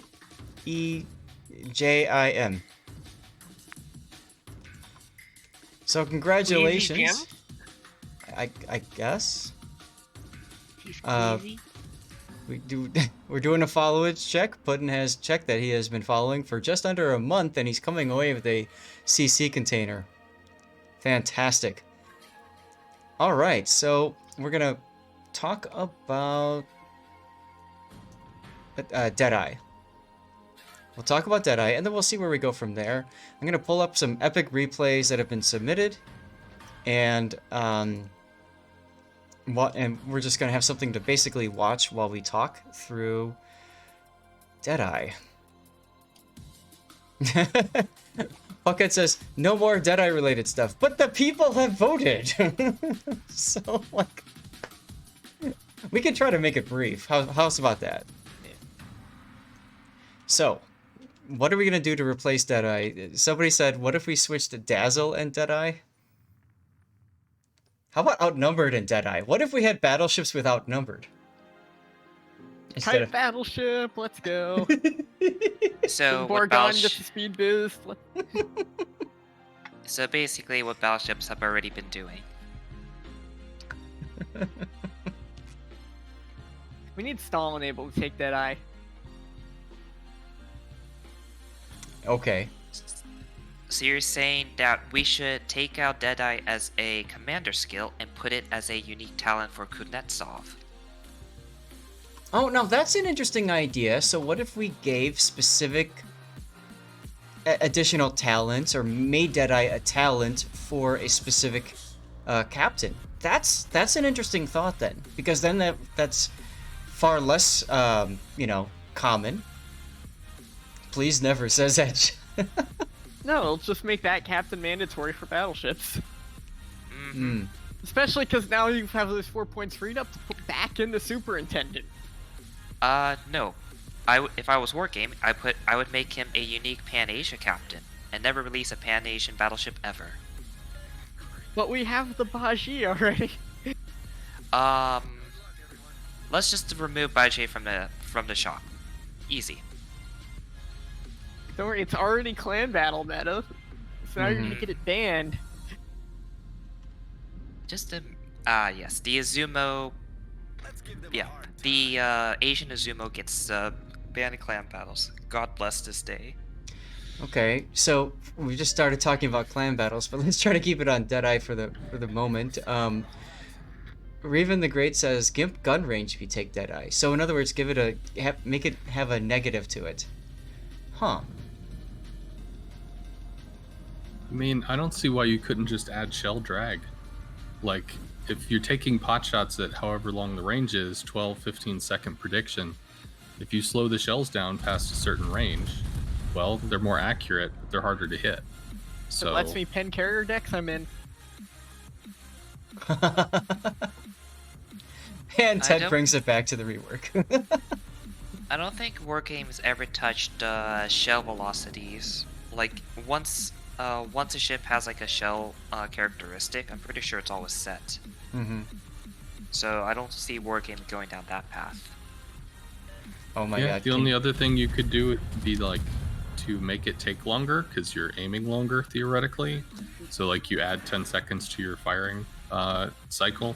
I mean, there's not really a great way to deal with it. The whole concept was, at least from the way they described it, there are people that like to brawl, there are people that like to snipe, so they just wanted to give a talent for the people that had X playing type. But when it came out and you've got somebody that's got incredible aim, using it to do incredible things, and then there's like 30 YouTube videos and hundreds of forum posts freaking out about it, even the average player is just going to run scared and hide shooting at long range. But that doesn't translate into wins, it doesn't translate into map influence, it just translates into some dudes missing a lot. I think they need to buff really the think they'll brawling get rid of related it. skills to actually make them. This whole idea with the skill rework is once again to try and, I mean, other than make it an even bigger currency sink, but they also wanted to try and cookie cutter builds, so always make multiple builds. And Wargame still didn't do a good enough job of making the alternate stuff worthwhile to use. Well, I guess that's probably a bigger question should commanders be mandatory? As in, like, should the commanders, what they do, be so incredibly impactful that each of those skills needs to be a massive power increase?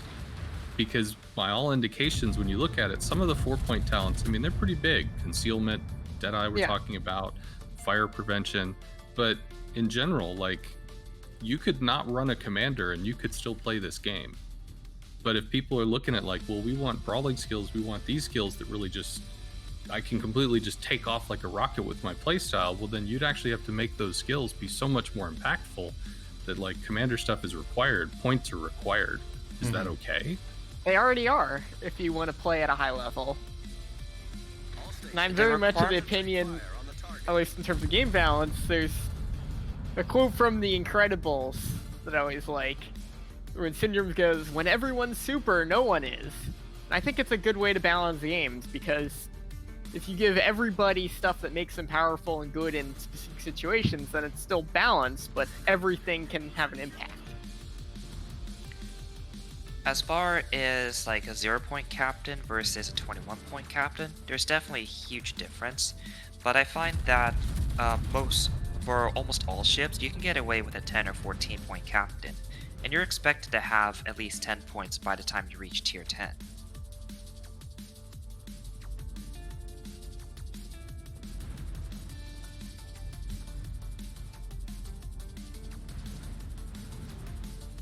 Edge I'm looking right now, but I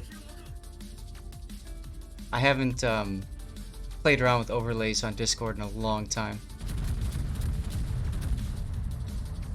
I tried fiddling with it when I played Among Us, and like, the answer was no. Yeah, I have it set to shift plus tilde.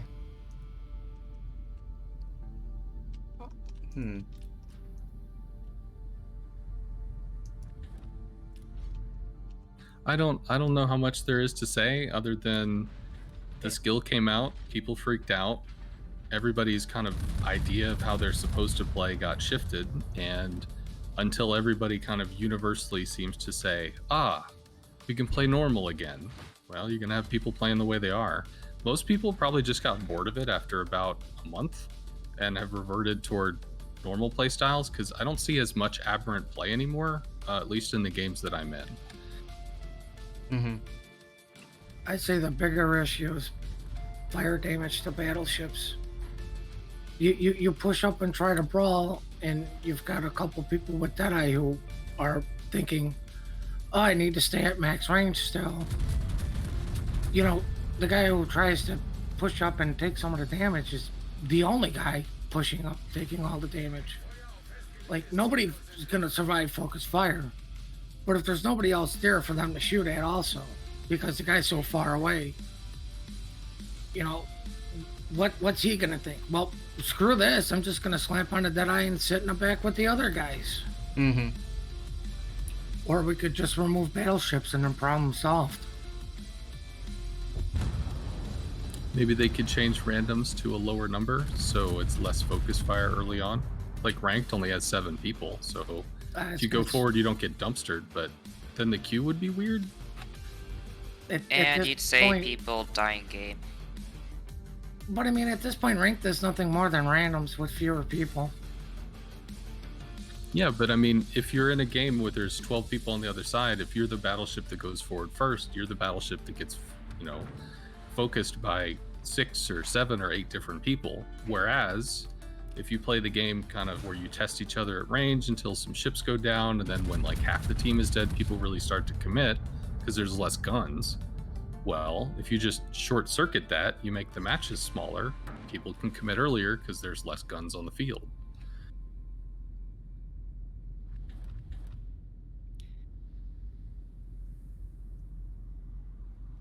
Okay, well, I mean, that's like the whole reason for the Deadeye is that you sit back and you don't just get focus fired until you can go in later. Because even with Deadeye, people still go in at the end of the match. Or well, is it because forced to go in at the end of the match? You can also maybe they only as Puddin said, they only went in because because there's the end of the match. You can have a good player with Deadeye who would go in much earlier because that's the proper because he's a good player and that's what it calls for. But if you have Deadeye, you just sit in the back and don't even do anything until you are forced to do something. Hey Viper, I'm doing well. See an overlay now. Yeah, I finally got it to work. The only thing is maybe I should put it on the bottom right corner. I'm trying to think, where would you put it so you can actually see? And also keep in mind the free commander skill change is over, so people can't like go back to if Deadeye is good anymore, they can't just go back to a more brawly kind of setup without paying working some commander XP or some doubloons. I would really hope they give like a free respec week or two if they're gonna do some dramatic changes, which I mean they've got to do more changes than just Deadeye because they'll have information on like all the different stuff they put in. I mean, I've only been playing for 2 years. People have been playing for longer, but like that just makes sense. Do people think they're not going to do that? Like, really think they're not going to do that? There are some people on the forums that still have a unspec 21-point captain because they don't trust wargaming. Mm-hmm. Well, I mean, every time Wargaming's made some sort of change, like, even if it was just one skill, they gave people respecs, even if it was short, because when they changed IFA, what was it, IFHE, you know, there was a free respec for, like, the weekend. Like, you had the weekend to do it. You know, like, the longest they ever did was this complete rework. Like, when they took stealth firing away, when basic fire training and AFT, you know, there was, so you may not trust wargaming per se to do something, but the history has shown they've done it. Like, until they not do it, you have to assume they're at least gonna give you the free respect. It may not be a whole month like it was, but they're gonna give you some time to do it. Fair enough. Burninator_USAF just subscribed. Burn, thank you very much for the sub. I apologize. I'm kind of listening, but also trying to deal with this overlay stuff. So sorry about that, guys. But I mean, it sounds like you guys are just taking it through what I would probably be saying anyways. Okay, so to this person who's complaining about the mass is a shadow of its former self in chat, I still play my mass amazingly. I don't know why people are still having problems with the Massachusetts changes. Mass secondaries didn't get were the least affected by the rework. Exactly. Like, I still come out with like 300, you know, secondary hits a battle. Okay, I can't move the overlay, but I can at least switch it up so that it only shows our names if we're talking. So that works. AFK New York? Yes, please. It's called paid actors.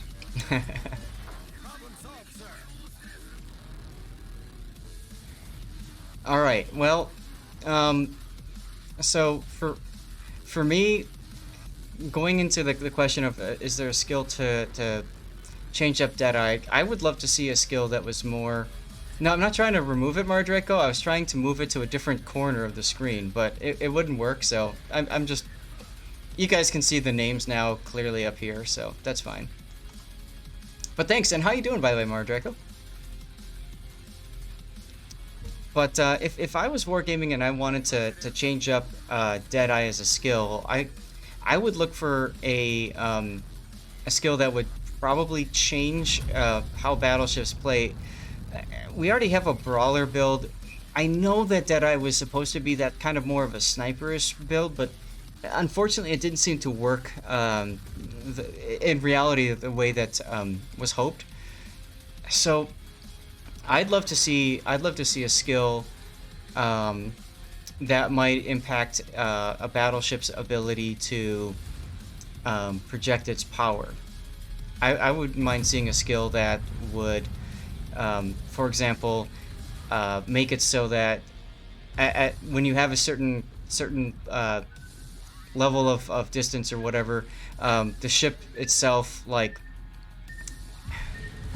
I'm trying to think of how I can describe it, but basically I want to see battleships be in a position where they can support the team and not be completely hosed. So, you know, what if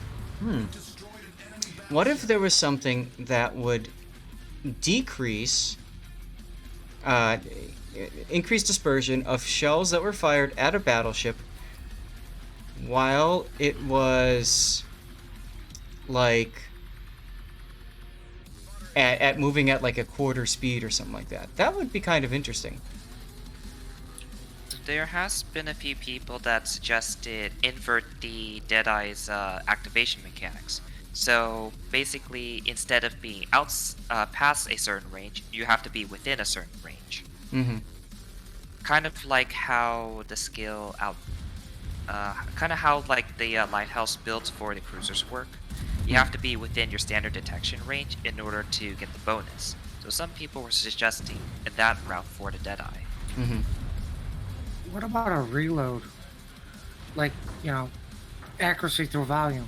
Like, if you want to sit at range, you know, just change that to, like, I don't know, another 10% or 20% to your reload. And, you know, like, there's no bonus to your accuracy. Because now it doesn't matter where you sit at. Nothing, there's no, like, oh, you must do X, Y, and Z to get it active. It's just straight out bonus or buff. Mm-hmm. And then you just get accuracy through volume. Isn't that kind of what they already had it set to? With close quarters or whatever? Yeah, but that requires you to have something within your secondaries. Increasing accuracy within secondary range kind of makes close quarters redundant. No, reload, not accuracy, reload. If the close quarters combat is, if something is spotted within your your secondaries range, you get a 10% bonus to your main battery reload. Yes, that is the skill. I was talking to Mardraco about that. I'm sorry, I'm still waking up. It's fine. It's just that CK87 is now following. changing to that kind of, his suggestion would be kind of a redundancy. At least the way I see it.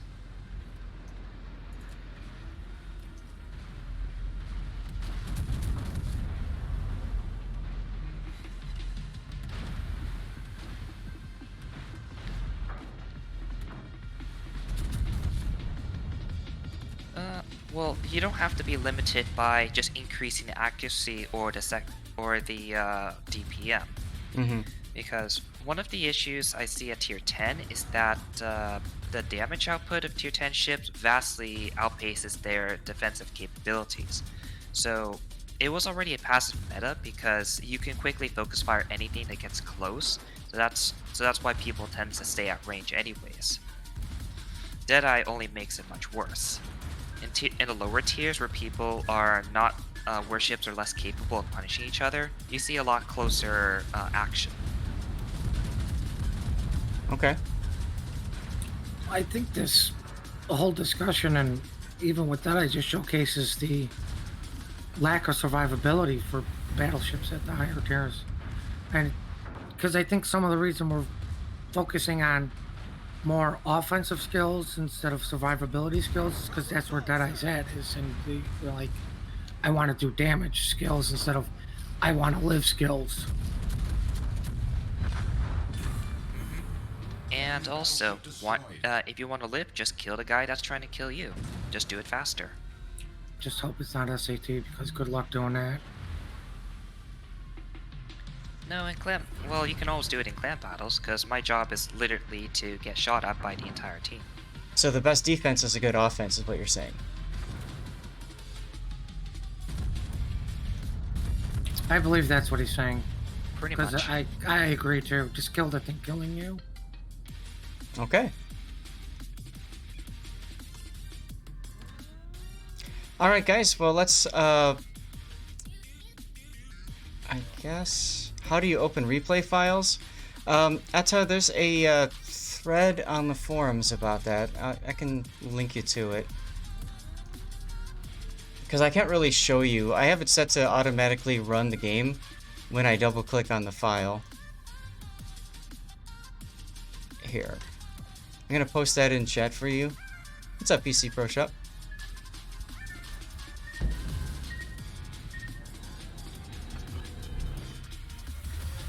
Build into it.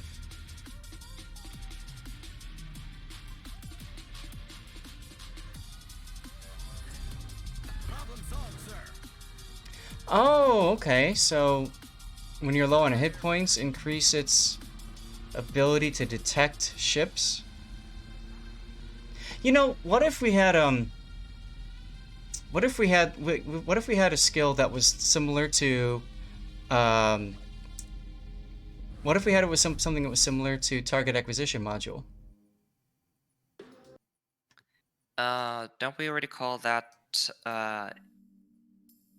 We already have a 2-point version of that. Do we? Are you The one talking- that What, sends are you- torpedoes. But that's only torpedoes. I think target acquisition. I think they're. So you're saying something that would debuff the detection range of enemy ships. Yeah, that's what it sounded like. Yeah, that would be ridiculously powerful, and that would be like immediately mandatory in any sort of competitive scenario. But it would only take effect if the battleship itself was in detection range. Yeah, you may not live long enough to get close in the first place. Yeah, I think Edge Case is right. Wargaming, I think Sub that Octavian too, was on a it would be- podcast, and he was talking about how they really don't want to add more and more and more mechanics because people are already kind of overwhelmed with all the stuff that, I mean, these games are built out of.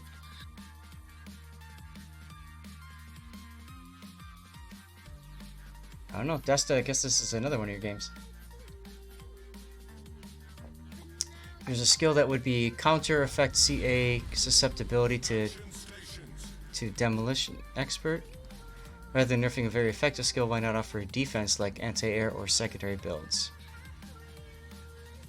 Yeah, that's kind of what I was talking about. I guess a little bit. I don't know. Wargaming, there's already defensive builds. You just build concealment, fire prevention, and the emergency repair party. Mm-hmm. You could have a high alert skill where if people are within your secondary range or something, that you have a reduced chance to have a fire lit on you, as well as, I mean, buffing other stuff, I guess AA and whatnot. So if you're going to go in, you're going to start trading blows. I mean, battleships are however resistant to fire, they could kick it up a little bit. If the whole goal is to get people more involved, again, like if you're just walking in when most of the enemy team isn't dead, then you're just going to be a magnet for shells. So you have to have something that shrugs off damage or makes it at least reasonable to do it without looking like a fool.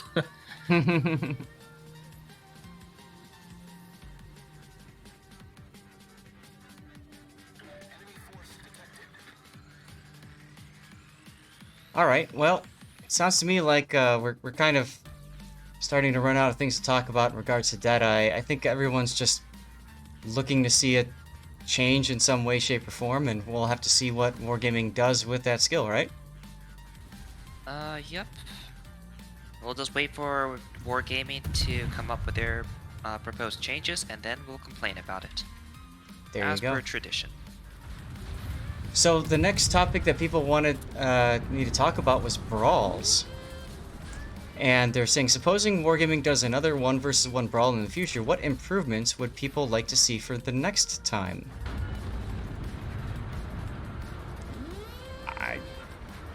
Personally, I got nothing. I had a hell of a lot of fun. You guys saw me play Brawls earlier, and I didn't feel like it's a mode that really needs a lot of serious consideration, in my opinion. But Force mirror matchmaking for carriers. That's the only change. Actually, I played Brawls, like, I put in probably 2 or 3 hours just kind of grinding through, trying to get a carrier match, and I only got one. I mean, I ran it down and got it at 600 health before I got the point win, so sadly I didn't get the kill, but, like, I figured there'd be more carriers than they were, but there weren't. And then Oh, when there were plenty of carriers as you started winning more. Oh, was that it? Was it? There's a matchmaker There is a aspect to it? skill-based matchmaker in the in the Brawl. I didn't have the patience to do that 50 win thing. That just seems silly to me. Yeah, so that would the be more a you suggestion. win, the better the Less opponents wins, you please. get. ATAR, it's not showing up the option to open. You don't open with the client. You just take the file, the replay file, and then you drop it. You literally drag and drop it on the World of Warships.exe consumable or executable. If that doesn't work, you can right-click on the replay file and say choose what program it opens with, and then select it that way. The rewards, yeah, the rewards is definitely something that I would love to see there be a change. You know, the Sure. rewards kind of bite, but at the same time, it doesn't phase me too much because it's fun. The brawls, these one-on-one brawls are fun. I'm not even worried about the rewards as much. I'll be frank, the reward sucks, so I'm not wasting my time. I played to get the credits, and then like looking at the rest of it, I enjoyed my time in the 1v1s. I had fun with it, so like it was fun by itself. Mm-hmm. But when I looked at the combat mission, because I mean I'm not a completionist, but I like to get stuff done. Thinking like 50? Really? This is hours of my life? No. Well, I mean, what else are you gonna do? Go outside? I mean, I get it, but that was like the Rogue Wave event, right? Where there was just this big, massive grind to get the Venom or something. It's not that the mode wasn't fun. It's not that you couldn't be enjoyable. It's like that's still a lot. Well, I think the Rogue event was a little bit more fun because you could div up with friends. Like, Brawls is just you versus one other poor guy. And if you have any lick of skill, it's boring. I got bored with it. And the only reason I even did it was at the start of my streams just because nobody was there. So I'm like, I'll just do this. I'll go do my one rank game for the day and people will be here by then. Yeah, and? It's just boring. The rewards weren't worth it. Like, the amount of flags you get, I'm wasting more flags just to get less flags. The rewards just weren't there for me. Okay. You know, I understand if you're a new player or if you are grinding through a ship, yeah, do Brawls. It's fast, it's easy, it's good experience, and you get stuff. But I think for the people who have it all, it's just boring. Okay. I think it's fine as a limited time mode.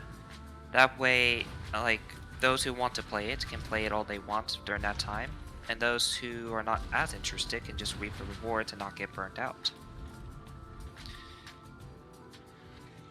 They just need to be careful of what ships they allow into the mode, because let's say you put it at tier 9. Look, Paulo Emilio is now the most broken ship in the game. And right now in tier 8, there's a lot of people complaining about facing CVs. And there's definitely some problems to an extent. For example, Epicenter 2 brothers try to fight a CV and take the caps in a surface ship. Thanks, Game Prodigy. Good to see you again, by the way. See, I never had a problem facing the 5 carriers I went up against. Like, I felt bad for them. I mean, I deplayed them in an Odin that wasn't even built for AA. And one of them was a side players. Oh, I know that, but I mean, like, you know, one of them was a side pan, the other was an Enterprise. I didn't have a problem. You have to force them to force the engagement. The reason I bring up 2 brothers is because the CV doesn't have to force the CV. You can't force the engagement. You go down the middle, CV goes to the side.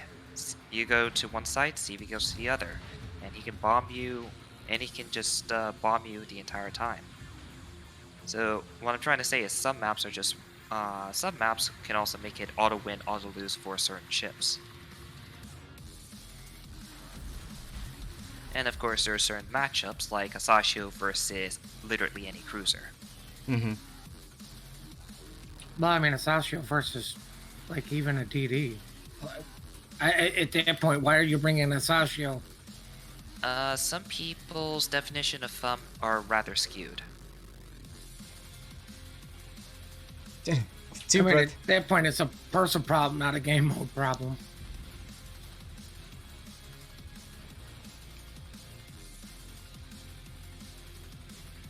Asashio does. The thing is, the Asashio could still actually be very effective against battleships. Just hope you get one. That's all. Well, that's the thing, right? Yeah, you don't know what your chances are necessarily.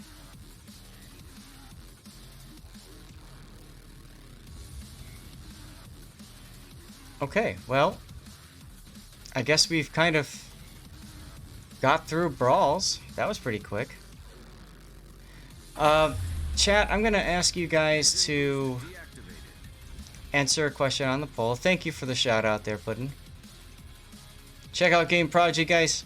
Very fun streamer. Somebody that I would very much like to meet and have several beers with at some point. So, I'm going to ask you guys at this point, do you want me to start replays after we do our next run of marbles, or more talk and have a little bit more discussion? I'm going to set this thing for 5 minutes, but I don't know that it's going to go for the entirety, so vote early and vote often, as they say in Chicagoland. Copious amounts. That's right, Game Project. Copious amounts. How much do you drink on stream when you're playing clan battles? Just curious. On stream when I'm playing clan battles? Or... let's see. For Game Prodigy, because he streams clan battles as well now. Oh, okay. It depends if I'm dipped up with them or not.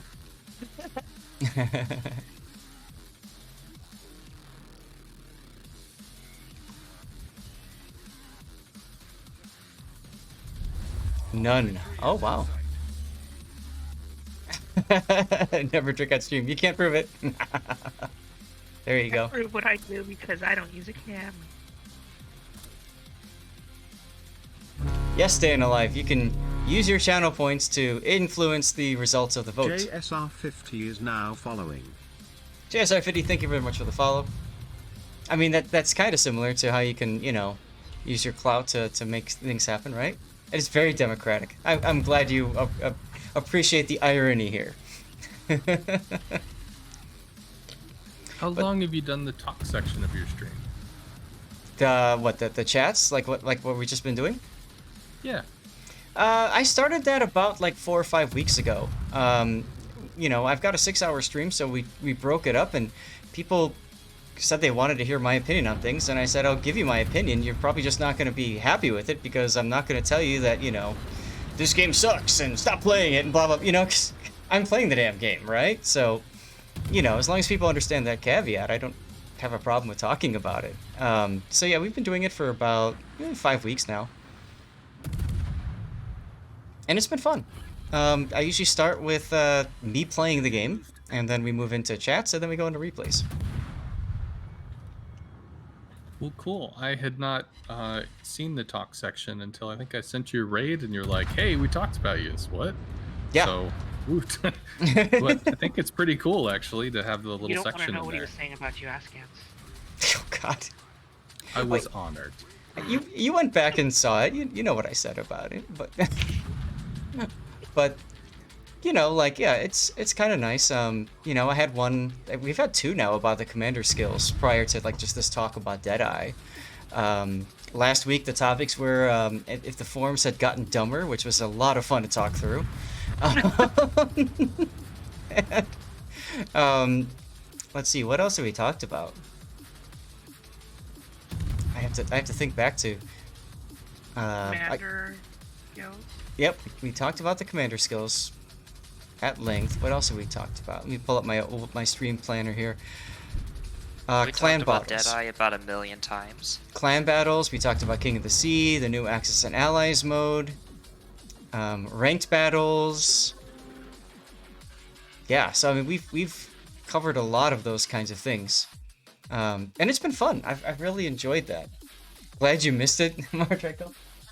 Speaking of which, something that I've been trying to show you guys something every stream that I've gotten from World of Warships, just as a way to say, like, you know, like talk about how cool something. Why is this not showing up my terminate? That's why. By the way, the overlay breaks every time the replay ends. I have to go back and manually turn off, like remove the game and bring it back in on Discord in order for that to work. So I don't know, whatever. But anyways, so I want to share some of the things that I've gotten from my experiences with wargaming, and this is something that means a lot to me. It is a challenge coin that says, come on, focus. There it is. It says World of Warships contributors. And then on the back side, it says NA. And I just think that's kind of really cool. You know, that's something I'm always going to have. And it's all metal. and it came with a card and stuff like that. Of course, I still have the original thing that came from it. It's something that Warships did with the Koyo store. See? So that's just kind of neat, you know? Brazil, you guys just... Oh, really? Oh, Mario Draco, now I want to meet you so I can add to my collection. That's awesome. And it came with a card. And it says right there, I'll just hold it up so you can read it. Like, that's cool, you know?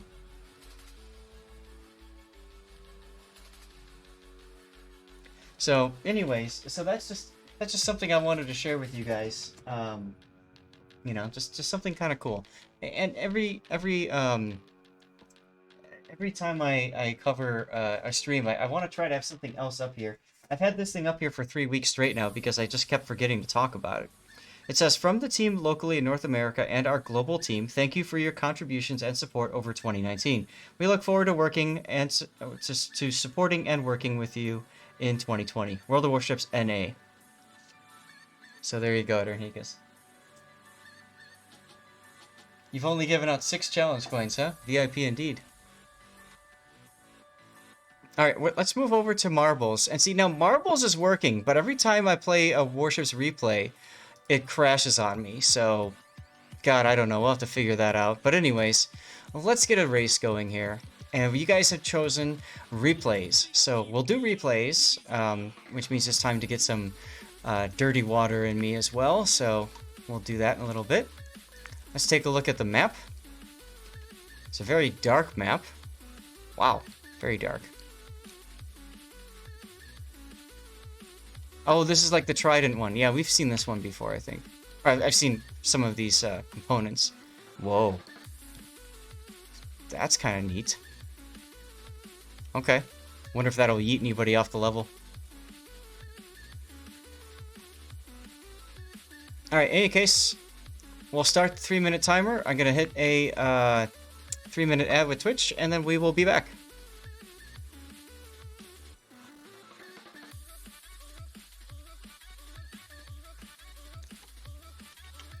And it's the other way around raining. Marble stays up. I don't know why.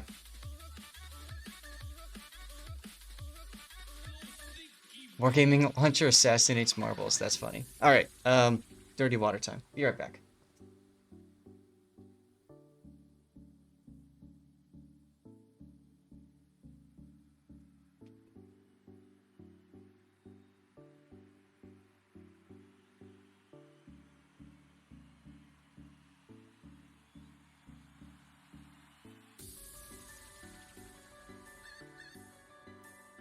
Did anyone else just see the marble fall? One of the marbles, I don't know, a marble fell off. It didn't have a name or anything, but like just a marble fell. It was weird.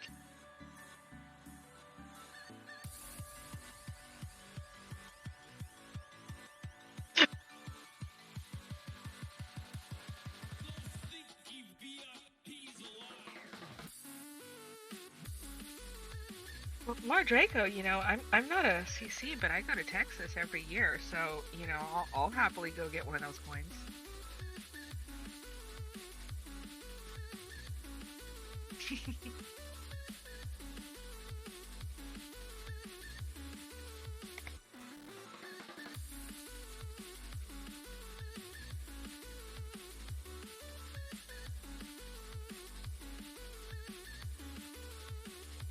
Right? See, what you need to do is when you go to visit your dad, you need to like get a bunch of us together and we'll all take a road trip and we'll all just attack him for coins.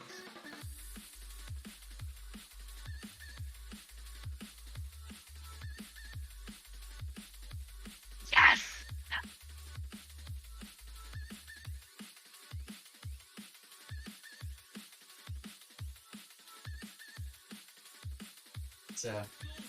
That's an interesting concept. 30 seconds to go.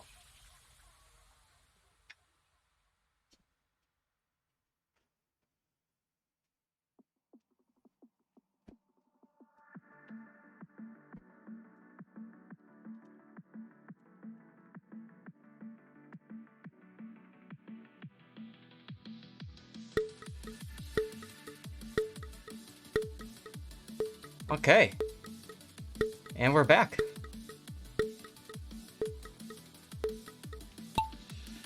Oh my god, wow, Mara Draco. God, even hospitals. Puckhead's in the lead. I still love that icon. Hoskins is... Nope, got stopped. Clevel 1952 is now in the lead. SAT score tried to take a shortcut. I wonder, how did that happen? Do you get, like, pushed off the level, maybe? Like, pushed down through the floor? Let's see. Nope. Who I jammed? just tried to take a shortcut. Snow on Goose, and wow. GCS Pro Shop, Deadliest. Deadeye SAT. Island Cat, bye. Where is everybody falling through? Is there, like, a hole in here? Huh. Maybe it's the hole up top. Yeah. Mario Draco goes down. That bowl has a bunch of different holes in, so bad angle you could. See, fall SAT off. cheating never pays off, you know.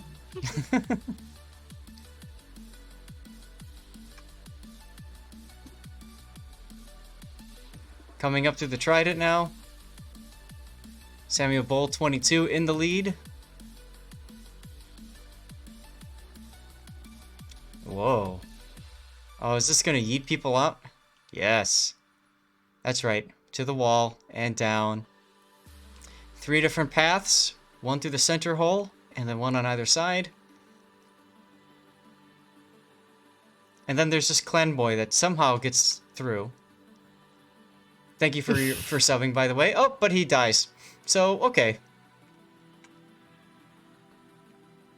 Cheaters never win. Burn goes down. Quantas goes down. Centauri Romanus is in first place now. Rocking that 810 Warthog. Nope, Ilium just jumped the track. Ilium is now in the lead, I think. God, Centurio and a few others. That reminds me of Shrek.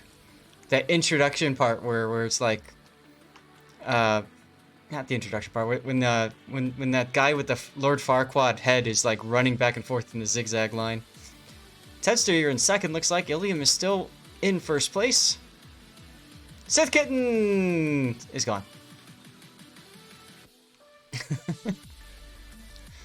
Cosmos goes down. Why did it send me down the way roundabout one? I don't know.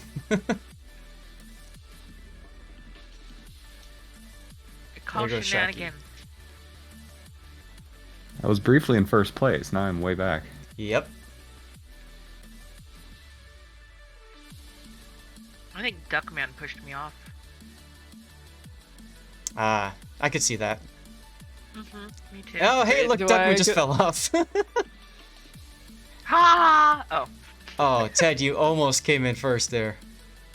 Aww. You got a, is that a special marble you're using? Nope, it's No? standard one. Yeah, it's it's the just- lighting. Just the lighting, yeah. You didn't buy any of the slots, so you can't join with any of the other marbles. Nope. Oh, okay, is that how it works? I thought Yeah, that's how it like, works. You buy the slots on your stream, and then you can also buy the skins to put in the slots. Okay. You can also buy sub-only slots so that your subs get special marbles to choose from. Oh. I'll have to look into all of this.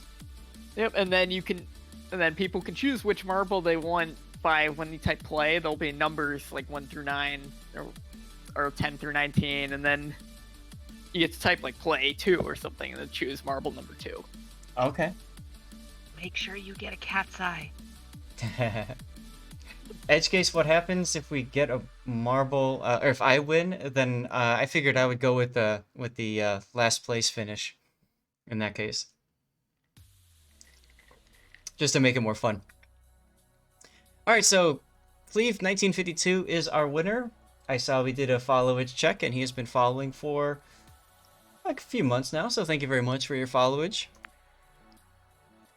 I'm not following my own channel, so I can't win. That's a good point. Winkslinger says, at least I survived this time. Truth? Alright, let's start up with our focus replays. So we're gonna begin with what is this? Lightning. Nope, never mind. I already did that one. That was the meme crash one with the torpedoes that went the wrong way.